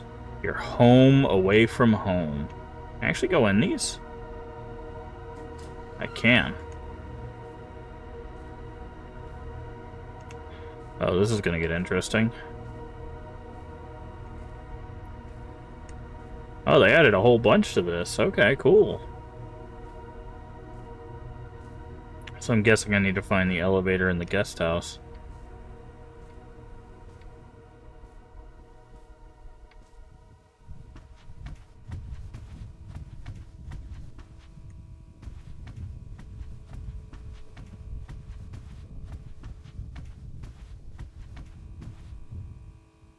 Okay.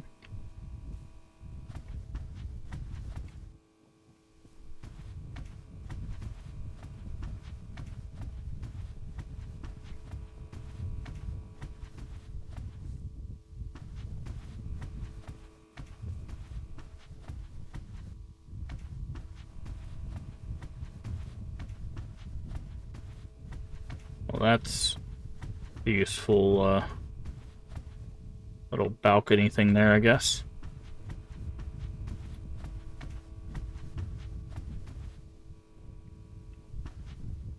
The guest house over there as well. I'm not... I mean, this one had a sign, so I was guessing this one probably is the one that had the elevator in it. If it's gonna have an elevator in it, I guess.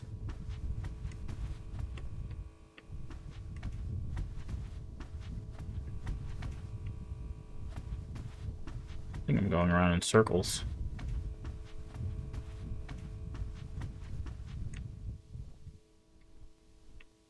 It says no exit over there.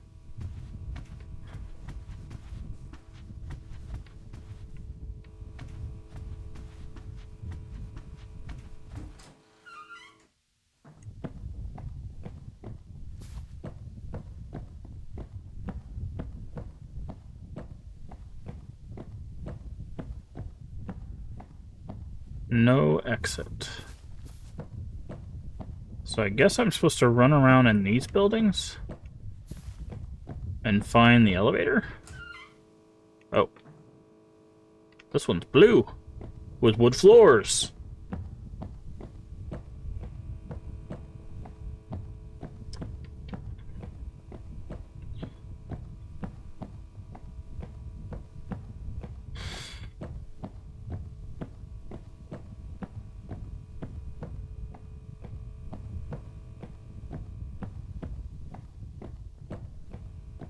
Ah.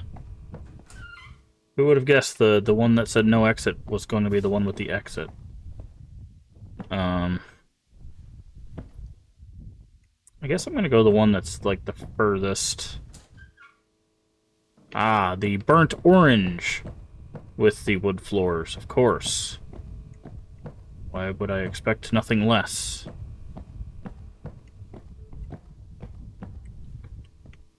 Ah, got a squatting room only, of course. Ah, it's got another exit.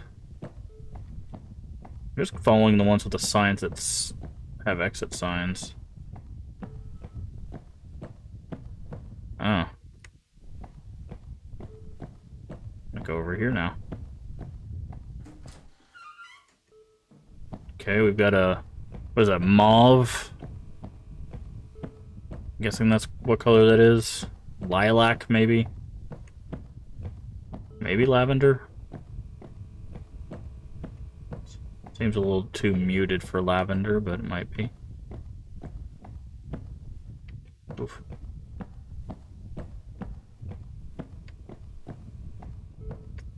Got an exit back here. Oh.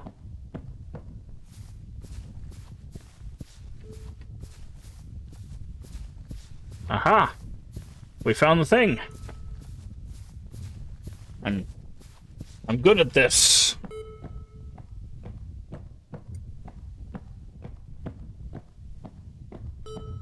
Either that or I went into a complete circle and I'm heading the way I came in. Also, this place sounds like it's about to explode.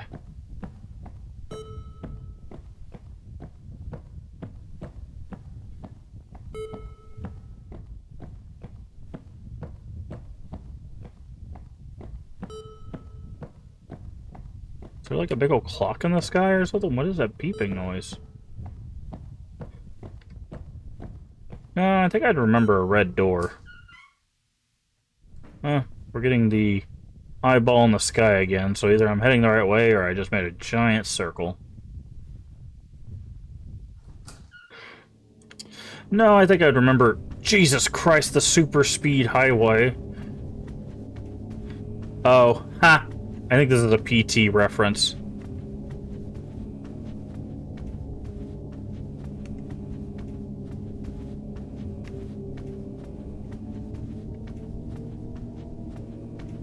Or maybe it's another reference. I don't know. Because PT had the sequence where the hall would be red and...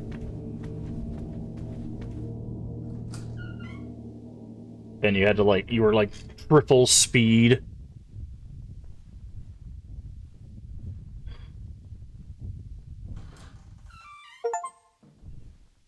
There are more suburbs? Welcome to the neighborhood. Welcome to the family, son. Anyways. Oh, maximum 10... oh, those are bolts. I thought I was like, it did 10... or 110 or 10. Alright, we got a door right there. I guess we'll go in.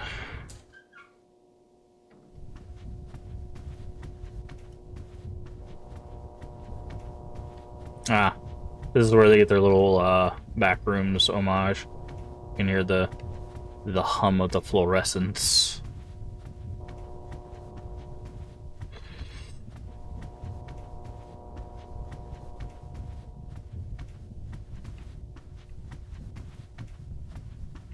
Okay. This is how we leave that house. Okay, I see another door over here.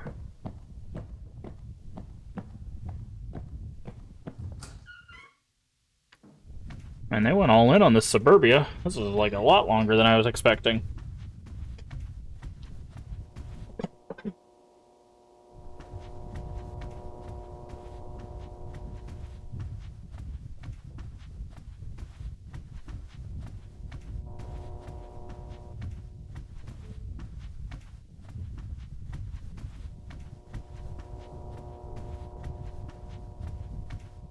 Okay, can't go through there. Got it. Definitely gonna go under here.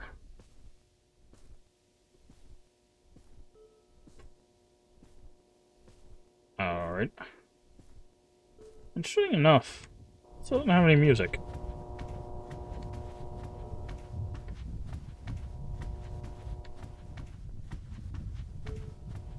Nope. Heard beep. Heard a ba-doop. Over there. Is that the elevator, or is that just an exit?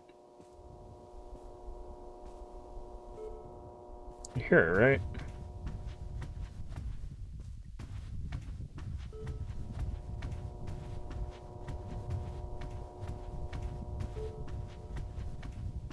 Ah, it's the elevator. There you go.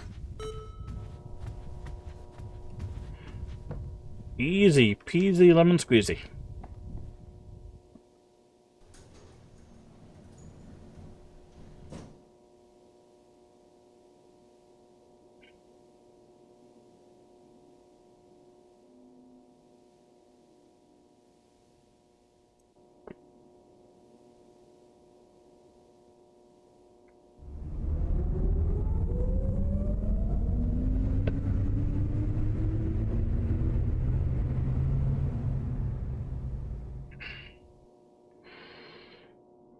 Two down, two to go.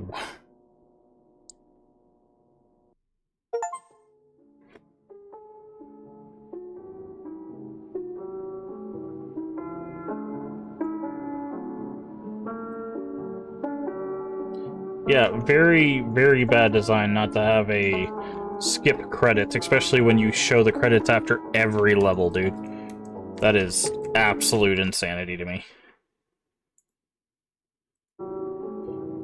Absolute insanity.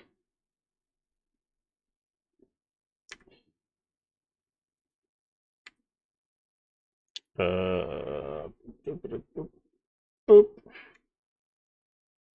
boop.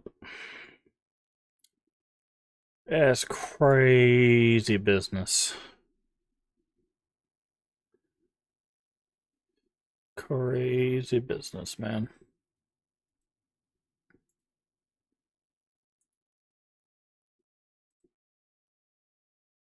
Okay. Let's see.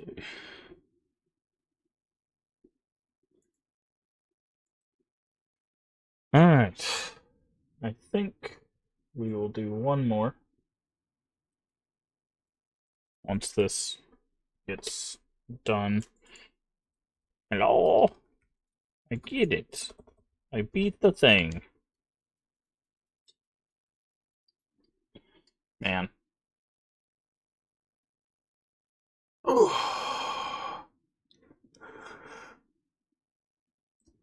will say the levels like that, I don't really get the like liminal space vibe from. The ones that are like outside, like the I guess the cityscape based ones, so like the suburbia or I was trying to think if there's another one that's like that.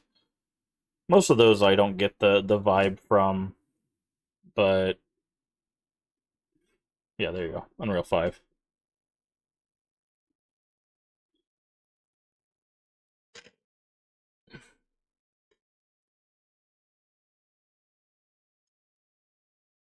I get it from more of the interior spaces than I do the exterior ones.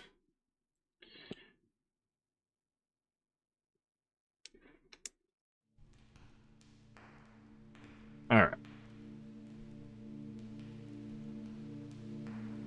Well, I was gonna go in order, but just for Zero Wise Man, we're gonna do the Liminal Hotel next.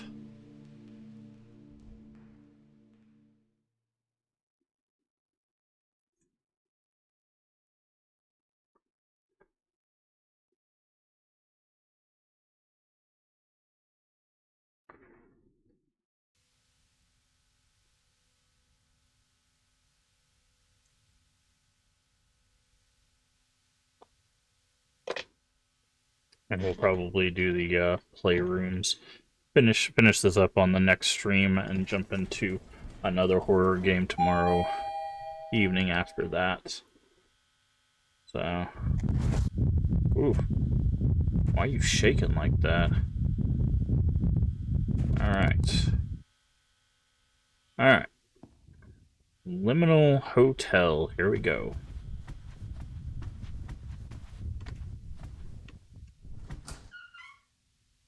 Ah, it's gonna be hotel rooms. Got it. Jesus, why are we running at supersonic speed all of a sudden?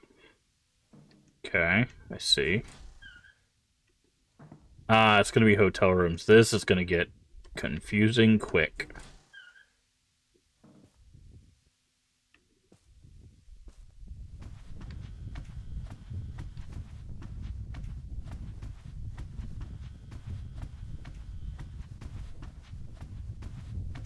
Oof.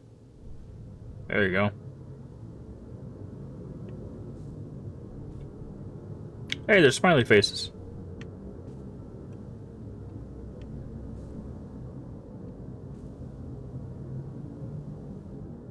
Alright.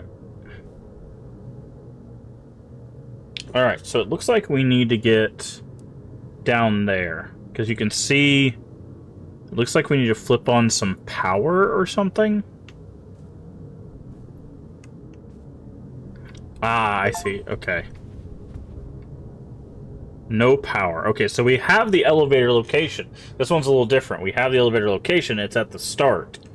But we have to find a way down to the bottom to turn on the power, and then we have to get all the way back to the beginning. So they did shake it up a little bit.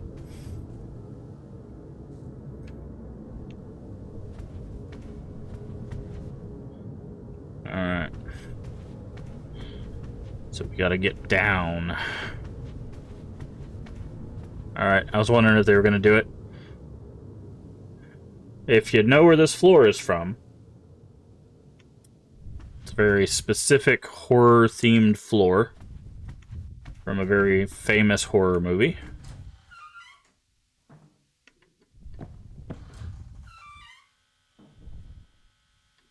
Will there be twins? Yes. Not in this game, probably. Because they said there's no monsters in this game, but... in the movie, there were definitely twins.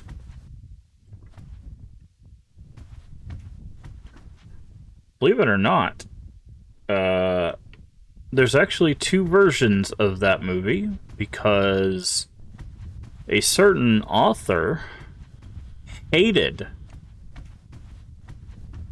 the first version of that movie. Yep.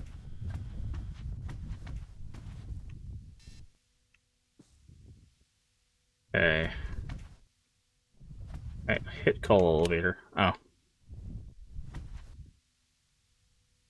So wait, we don't have power for the main elevator?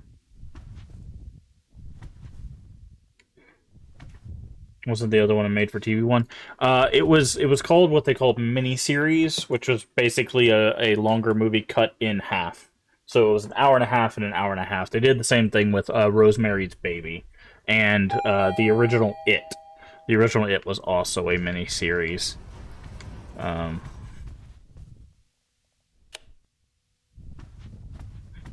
but yeah, they did a second one of that movie, and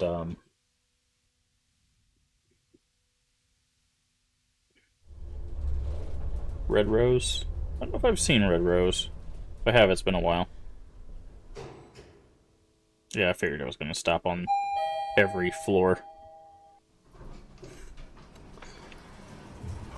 I was like, there's no way to...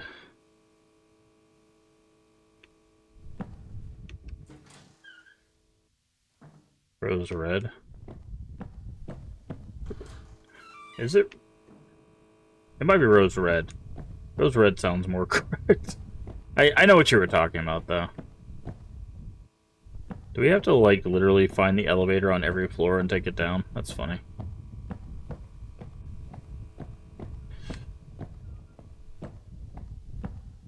Ooh, boy.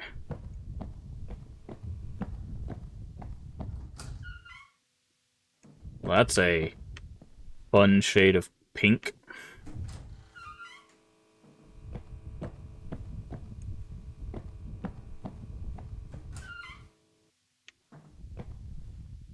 Either way, it's been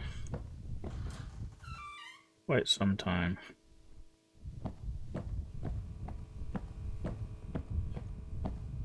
But yeah, it was fun you learning that about that movie, because I was like, I thought everybody liked that movie. Nope. Nope, nope, nope.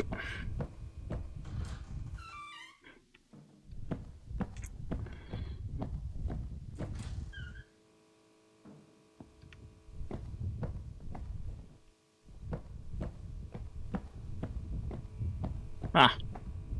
Okay, so I guess our goal is to find an elevator on every level, and then go down a floor, do it all over again. Which means that we're gonna have to do this, but in reverse. For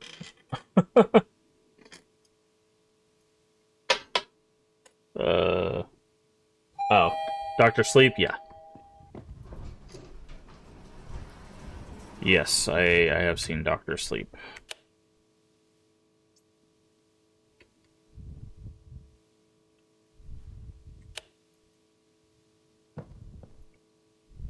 Hello?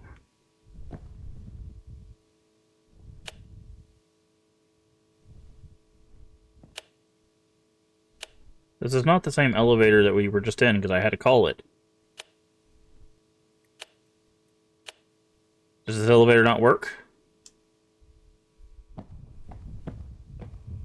Oh, it has to have the down arrow. Okay, I see. My bad. God forbid I think elevators go both directions.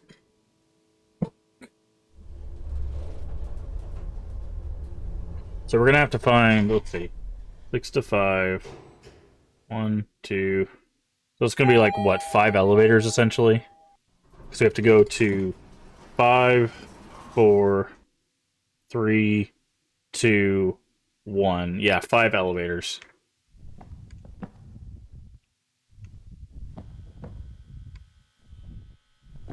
Because it's 1 per floor. Get 1 direction, yeah. You get 1 direction and you're gonna like it. But I don't...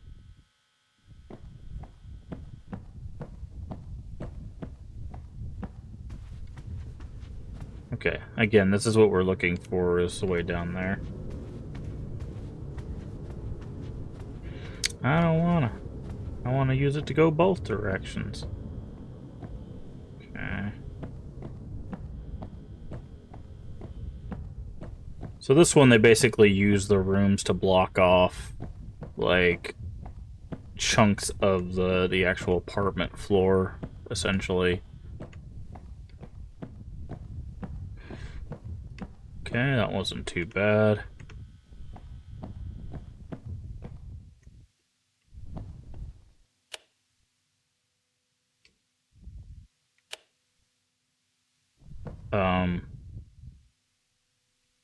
Did I just go in a big circle? Is that what I did?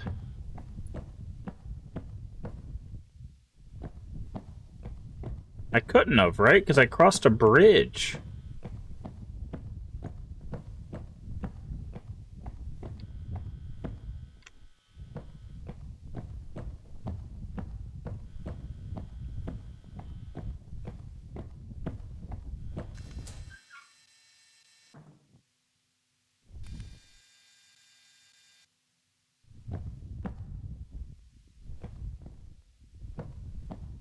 I'm gonna say it both ways. Avoid nothingness, something like that. Huh. So I guess that they've done a thing here where now I've got to find a specific elevator.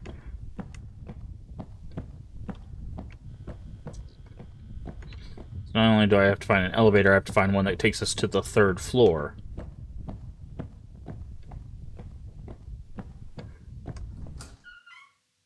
Well, this is a fancy looking room.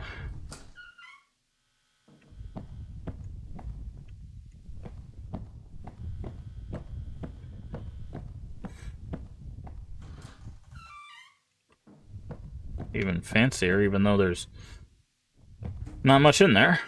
Yeah, I figured it was going to be over here. Probably right.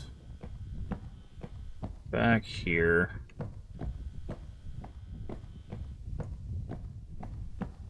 Nope. So I need to go further this way then.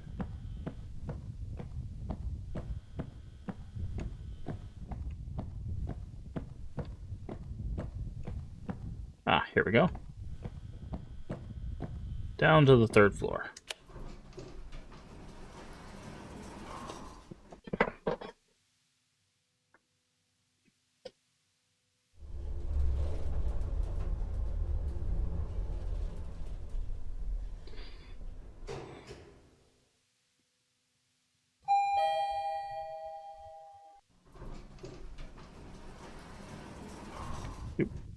Smiley balloon.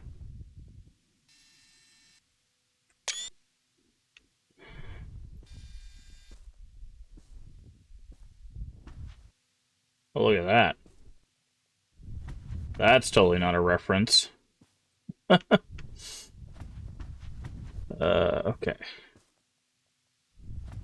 Oh, it's dark. Whoa, that's a floor.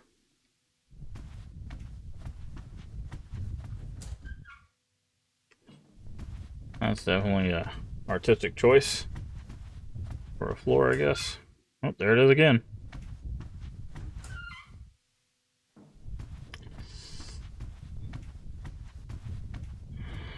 Imagine you go to a hotel. It's like, yeah, I just need this room. Oh, that room's pretty cheap. I wonder why that is. You walk in, that's your floor. You're like, ah, I get it now.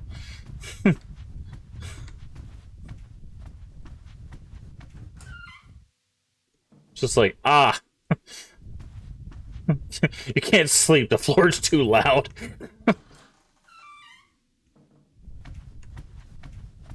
Oh, man.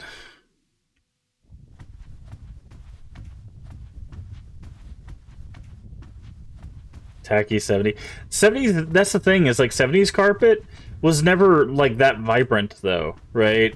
It was always like burnt orange. Like it wasn't vibrant. Like you didn't really get vibrant colors until the 80s, and even then it was never the carpet, it was always the wall. Like the only time you really got vibrancy in the carpet is when it was like the speckled of like arcade carpet, right? And even then, it was only speckled in. It wasn't the entire carpet. It was very rare that you would have a design that bright like this. Especially repeating. Like, that's a lot. That's a lot. What'd you say? I can't hear you over the carpet. Yeah, I know, right?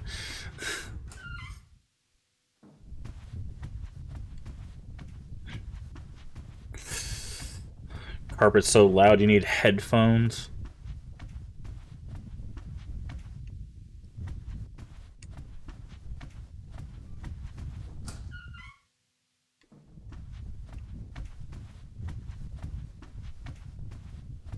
And it's funny because it's in, like, every room on this floor, too. They knew what they were doing. This is the loud carpet floor.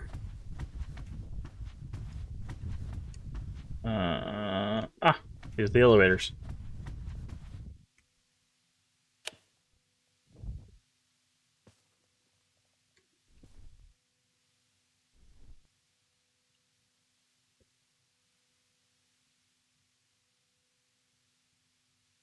I'll take my grainy wallpaper, thanks. I like this.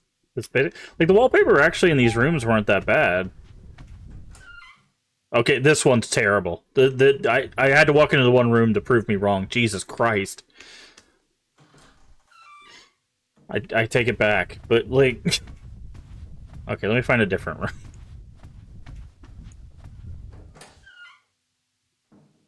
Okay, maybe they're all bad. Never mind. I retract my statement. This floor is awful. Like, the hallway's not bad. Like, this is like basic, like, 80s discount room where you got like the Berber, like, awful Berber carpet, like that's really hard to clean with your wood, like, paneling and like discount wallpaper. Like, the hallways aren't bad, but the rooms are awful.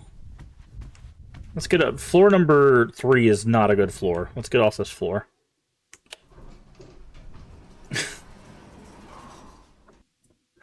Floor number 3 is the floor you send the people you don't want coming back to. It's just like, yeah, we got it. We'll give you $50 off. It doesn't matter. Just go stay on the floor. They'll never be back.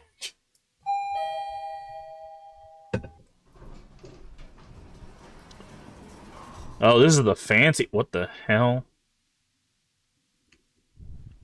This is the fancy floor. Except for the terrible arrows pointing us in a direction.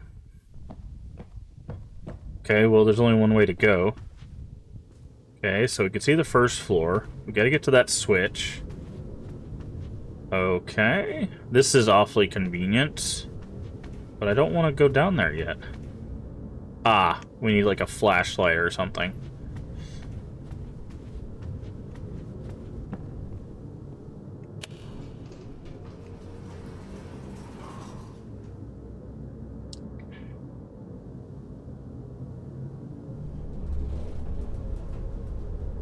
I was waiting for it to take us back up to the top just to mess with us.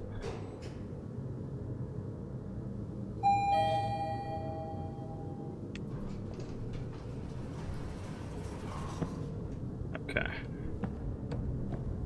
Smiley faces!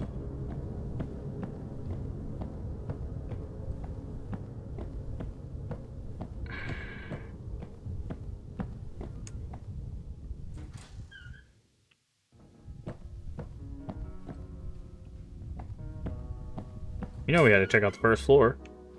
Ooh. Not a fan of the blood red Berber we got going on here, but...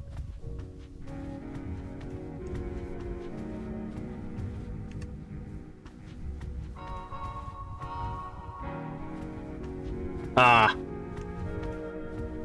I get it now. Okay. It's the bar area from the movie we were referencing earlier.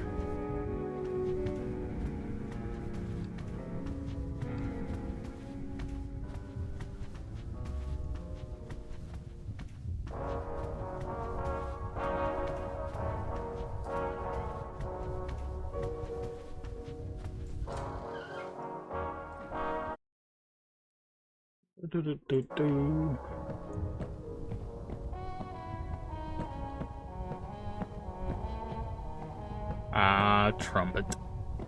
I was talking to somebody the other day, or maybe it's been a while, but I think I'm, like, I really miss from, like, old music like this. Man, brass instruments, man. Like, trumpet and saxophone. Like, even in the 80s, they still used, like, saxophone and stuff.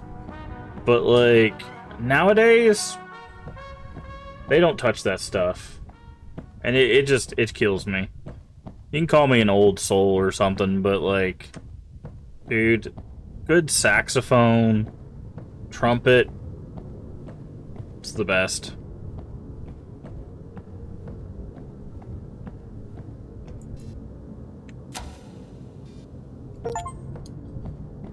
Power up the elevator.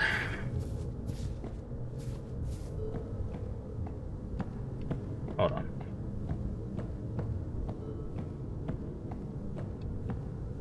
Gotta take a picture for our thumbnail. Fireplace is sick. Yeah.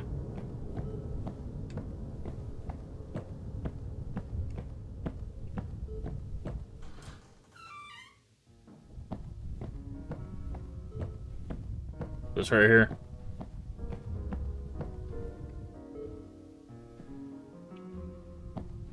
Is there any secrets in here? Oh, I can't even walk in there. It's so interesting because, like, I look at this and, like, people will be like, wow, that's crazy. They must have took them forever to model. It's really not that hard to model. Like, most of it's square and then rounded square. Like, this wouldn't take that long to model at all. Toast a whole person, that bad boy. I mean, an adult can just walk into it.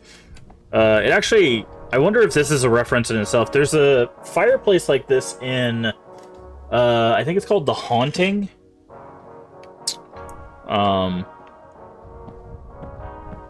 There's a horror movie called The Haunting, which I think is supposed to be a remake of The Haunting of Hill House, which also got its own remake called The Haunting of Hill House. Or no. House on Haunted Hill? Whatever. But anyways, it had, like, I think Catherine Zeta-Jones in it or whatever. But yeah, I believe there's a giant fireplace that looks almost exactly like that in The Haunting. But anyways.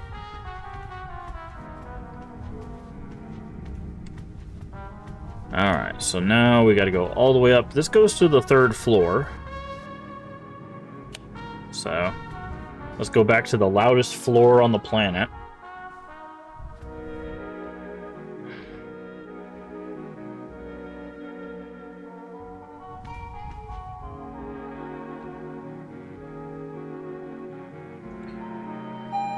The thing is, like, I could listen to this kind of music all the time.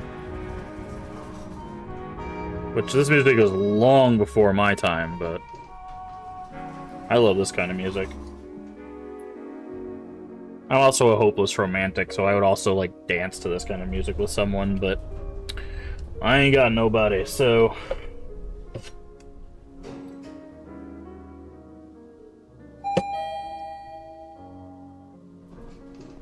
Really? 2nd floor? Keep going. Keep going. I know you can go up to the 3rd floor. Actually really cute. Yeah. I mean, I learned how to slow dance, well, mostly the box, waltz, which is like the most basic waltz you can teach. I learned that back in high school. But... Alright, let's get off this loud floor. We gotta find the elevator that goes back to the 4th... Oh, Jesus Christ, this room. This between the loud floor and the baby poop green walls, this is the room of hate. This is the pure hate room. Jesus Christ, get me out of there. But...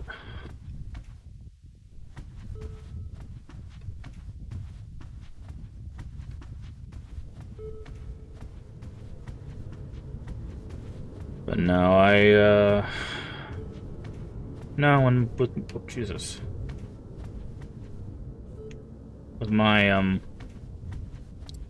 decided to put my, my career first when it came to romantic interests, and it's what I did, and, you know, I don't really regret it or anything, but that was the cost, essentially.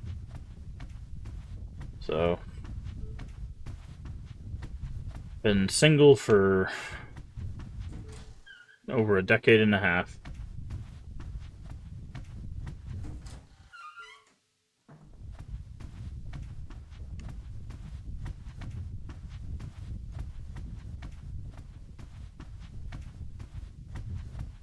Just only though? Yeah, I mean sometimes, yeah. But it's one of those things that, like, it was by choice. I don't really regret it, because it's allowed me to help a lot of people, you know? If I had focused, because, like, I'm not... I realized really early on... Ugh, got some mauve going on in here. I realized early on that, like, I'm the kind of person when I'm in a relationship, like, I'm very kind of devoted, right? And I don't want to give, like, partial attention to whoever I want to spend time with. And if I was doing that and a career, like, it just, I don't feel like it would work out for me mentally. So I would be disappointed in myself.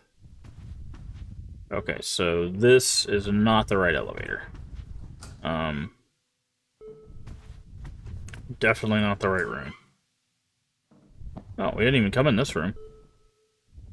What flag is that? I feel like I know this flag.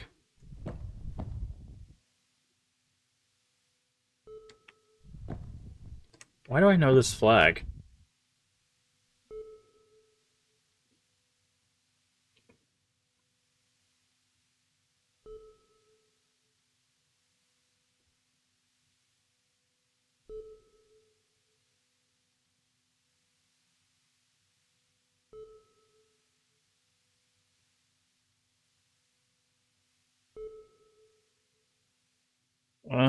Looks like it's the flag of Argentina. Interesting. Okay. But, you know. But I devoted the stuff to my craft, and like I said, it's not something I regret, but as I've, as I've gotten older, and they really did make a lot of these rooms green. And my health has started deteriorating. I've kind of battled with the idea of, like, I don't know... Like, I know it sounds kind of weird to say this, but, like, I don't know if I'll find someone in time, you know? So...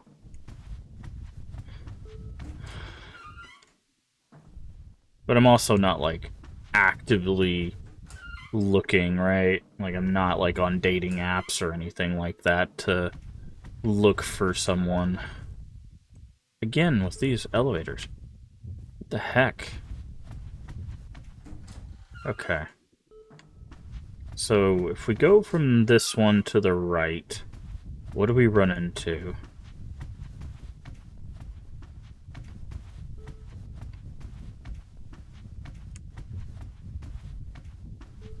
Well, see, that's the thing, is, like, I don't really need time for myself. Like, being devoted to someone, like, that's really all I would need.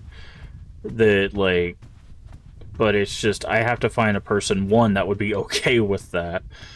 Because that comes with its own set of, like, boundaries and expectations and stuff like that, right?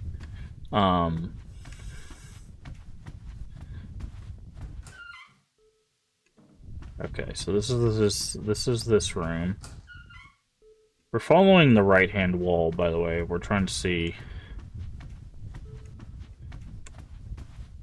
if we can find the elevator. I could have swore the elevator was, like, right around here.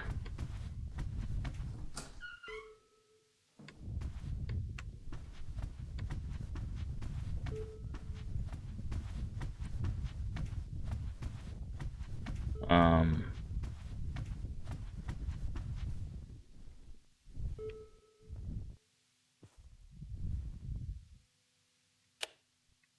we're on the 3rd floor, yes. So we need to go up to the 4th floor.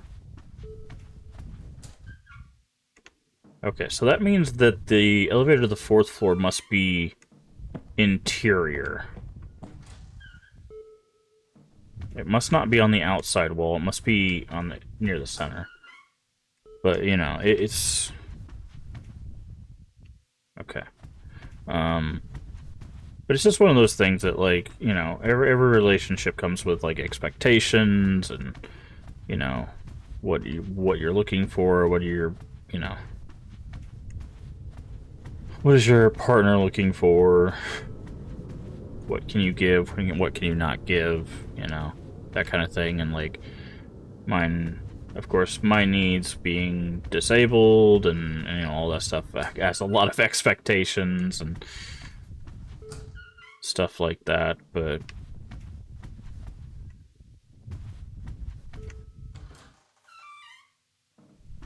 so there's also a lot of okay. That's 1 through 3. Interesting.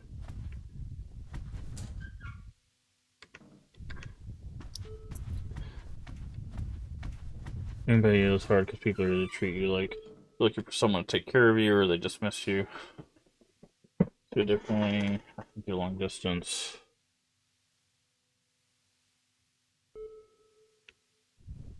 Yeah, yeah. Like the medical side of stuff definitely changes the way you engage with a relationship.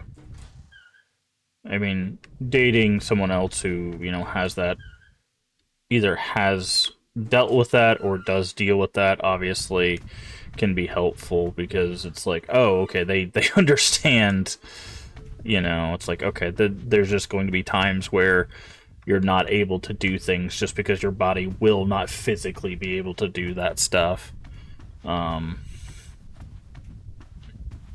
And then, you know, and then, which is something that people that don't deal with chronic illnesses and stuff just don't understand. Especially when you have, like, chronic illnesses that are invisible. You know, invisible illnesses are a very real thing that, that people still to this day don't really understand.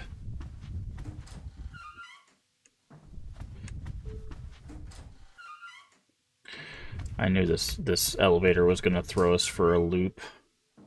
I remember this one. This one's like in a corner somewhere.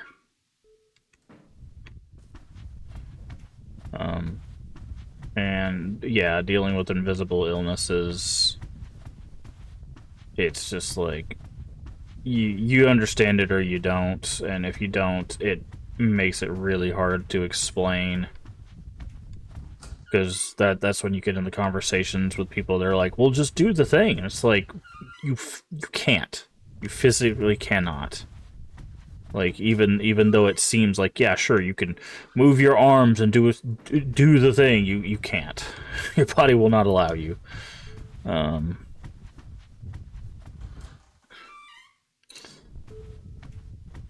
Okay, this is making a beeping noise. I wonder if that's gonna help us.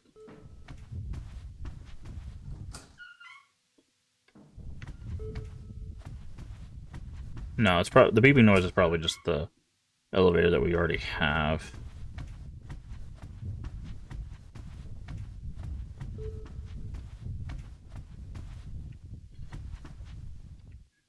Dang it, I knew this elevator was gonna... I remember mentioning that this elevator was gonna be hard to find. The one from 3 to 4, because it was like in a weird corner.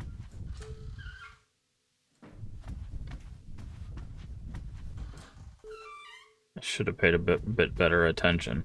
I thought we were gonna be able to find it a bit easier.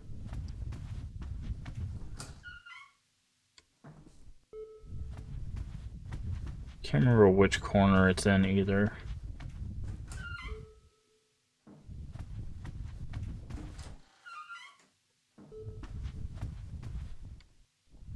There's 1, 2, 3 again.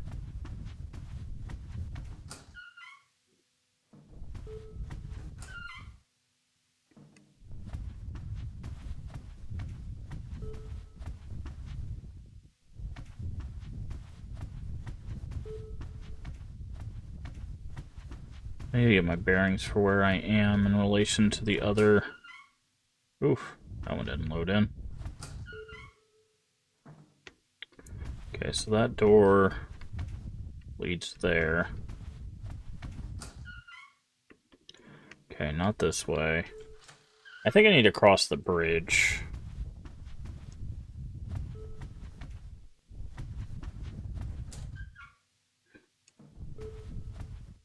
Okay, the bridge is there.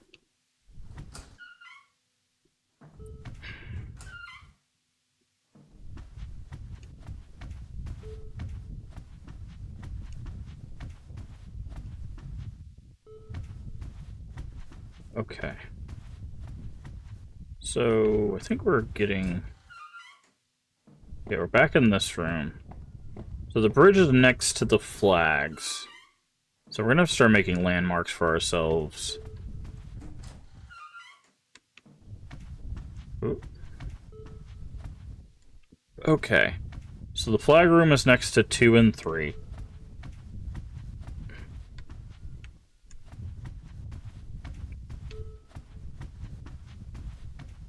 I think the elevator's on this side. If I remember correctly, the elevator was on this side because you could see the button from there.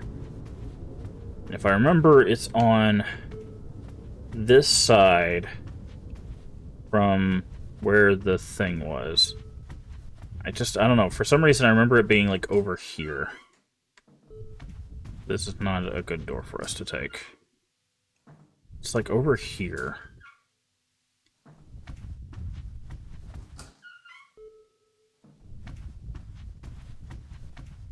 No, that's not...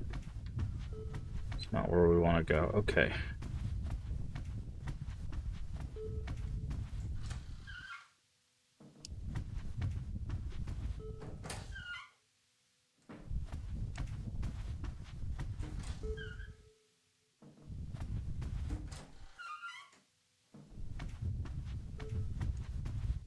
One, two, three is here. Okay.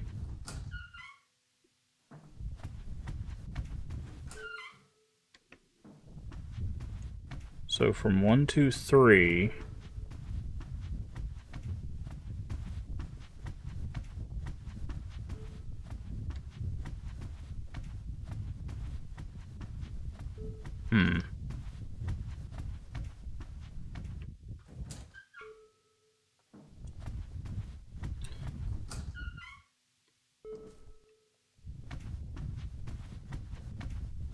I know I'm going back the direction I just came from 1, 2, 3. I'm just trying to figure out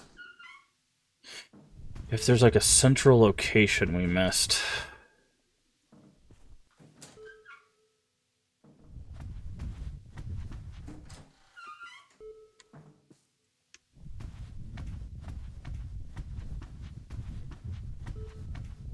Because as long as we don't go across the bridge again, we've still got plenty of places to look.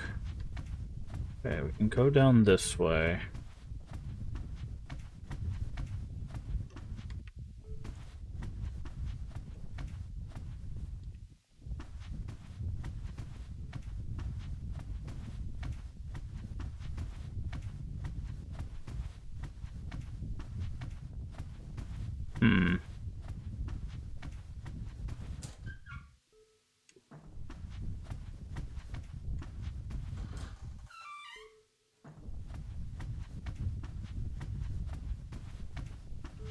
Okay, so this is this area. So this takes us back across where the bridge was. So that's what's been happening. We've actually been crossing the area across the bridge. So where the best part I think plays into. I'm not stupidly actively looking, but I'm glancing. I talk about being disabled suddenly. It's lazy going back to having a full-time job that pay well, where I was close to becoming a manager. You can't do that. It's Been able to make more than 6 months at a job the last 6 years. Yeah. Yeah, there's... Oh, that's Balloon. Wait, Balloon was near the elevator. Ah! Thank you, Balloon. You helped us out. I knew it was near that edge. It's just... Perfect. Thank you, Balloon. You're the best. Yeah, again, it's one of those things that I think when people have been around, either they have someone in their family or their friends that have experienced it, or they themselves have experienced it, it's very eye-opening for them. But if they don't have the experience, it's perspective thing. We talk about it a lot on the channel, how perspective is important and changes changes how people like interact and stuff. And that's really what it comes down to is once they have that perspective, it's like, oh, okay, I can understand when this happens. Now, the problem is when things get frustrating, people's perspective breaks down, unfortunately. So even when people are understanding, it doesn't always hold up to scrutiny. Because there has been cases where people will be very supportive until put under pressure, and then they, you know, turn on people, which I've seen happen on more than one occasion, unfortunately. Alright. So we just need to go up another floor. This one wasn't too difficult, I don't believe. I think it was just, like, right over here.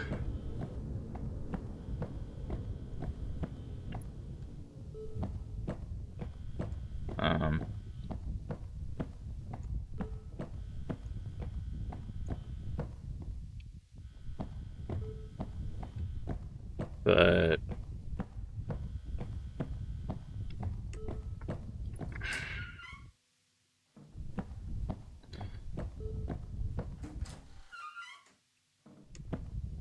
But I think, like, I've talked about it before, I think most people's, like, the reason why most people's relationships, whether it's a friendship or, you know, a relationship or whatever, break down. Oh, this goes all the way to the 6th floor. Nice.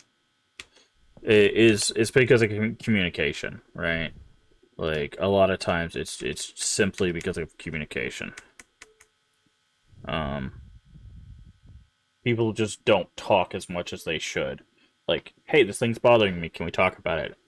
Right? Or people are not open to that communication, right? Which that's kind of another part of the communication. It's not only talking about the thing, but being open to talk about the thing. And then, of course, it gets to another thing we've talked about, which is not just what you say, but how you say things is important. You know, there's a difference between, like, hey, I'm having an issue, can we talk about something, and going, hey, you're the problem, right? Because one of these is a lot more aggressive than the other. And also can lead to considerably more fights. Close that door. Close that door. Go up to the 6th floor. Thank you. Right. And...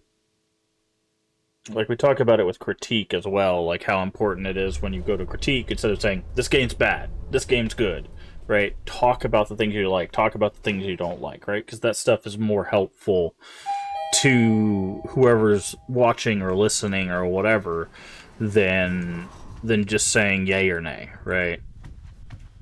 Alright, everybody take one last look at the floor before we get on the elevator and get on out of this level.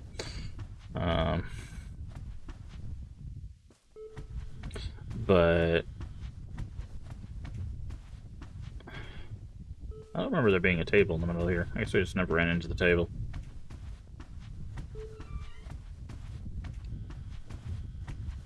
But red rum. Yes. Red rum. Red rum. Anyways.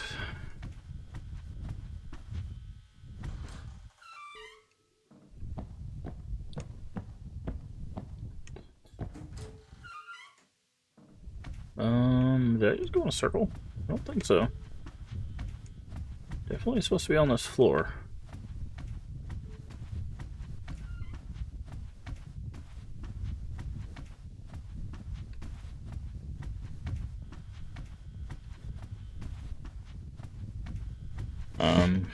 But yeah, it's there's a lot of things I've talked about before. I think there's a lot of things that we should be teaching people in general throughout their life, that just like skills that people need that just don't get taught. And then when they get put into the world, like they just don't have the skills they need to effectively do the things they need to do as an adult. Right? And some of that's communication skills, some of that's just like basic, you know, things to survive, you know, in today's world. Okay, so that's the elevator again. And it's really disheartening because I think there's a lot of people that struggle with that stuff that could really like if they just had that little assistance, they really could. Okay, so okay, there we go. I just needed to get to a window so I could see where the bridge was. They really could excel, but because, you know, they're not assisted or they're not able to get that assistance that they need, they really start to struggle a lot more than they would have if they had gotten that assistance.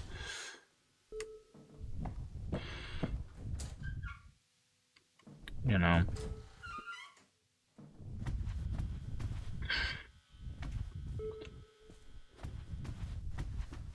And here we go. Finally. We can leave the apartment level. That one. It's for Zero Wise Man. And all of the other lovely friends here that hopefully enjoyed that level. We'll come back probably tomorrow night. Hopefully tomorrow night and do the playrooms. And then probably play another horror game. Like I said, we're gonna focus on horror probably for our Christmas. That'll be our like little special Christmas thing. Is we'll play some horror games. We'll focus on some horror games. Then we'll get back to Paper Mario. Sometime later in the week. Continue playing that. We are playing the original Paper Mario on the N64. Oh, we're not done. Never mind. They tricked us.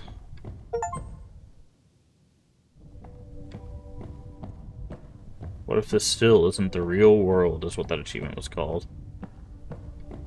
Twin Peaks much? Yeah, I think that's what the achievement was a reference to. What if this still isn't the real world? I'll be honest, I don't think I've seen Twin Peaks. Probably, like, I've seen some Twilight Zone. The tile's tripping you out. Oh, this. Because it looks like it's waving when we walk through it. Or because... yeah. But, oh. Hi there.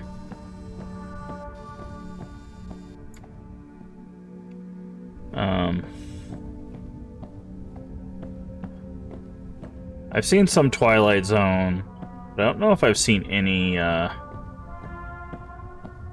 Twin Peaks.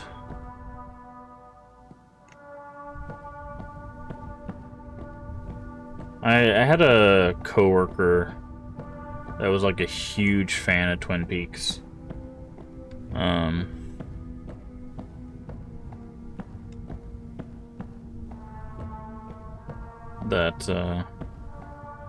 I think at some point we were going to plan to watch some of it together, but it didn't end up panning out, unfortunately.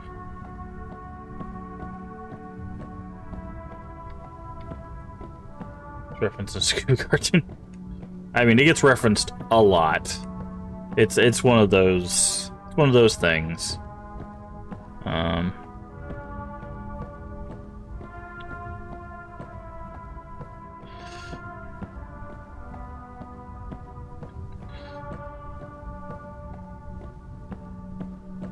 You love Twin Peaks, yeah. A lot of people do. A lot of people do.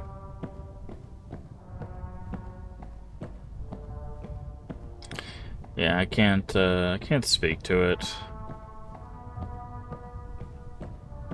I'm looking playing Fallout 76. Really? Fallout 76? Interesting. Figured you'd be playing other stuff. Okay, so we found that eye again.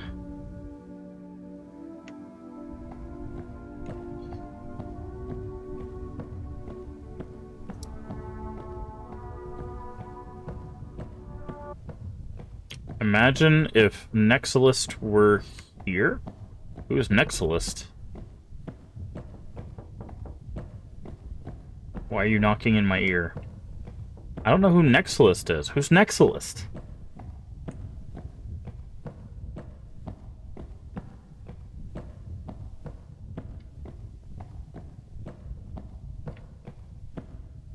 Oh. Now, oh, you're doing one of these things. Okay, got it. Oh, don't do flashing lights, please.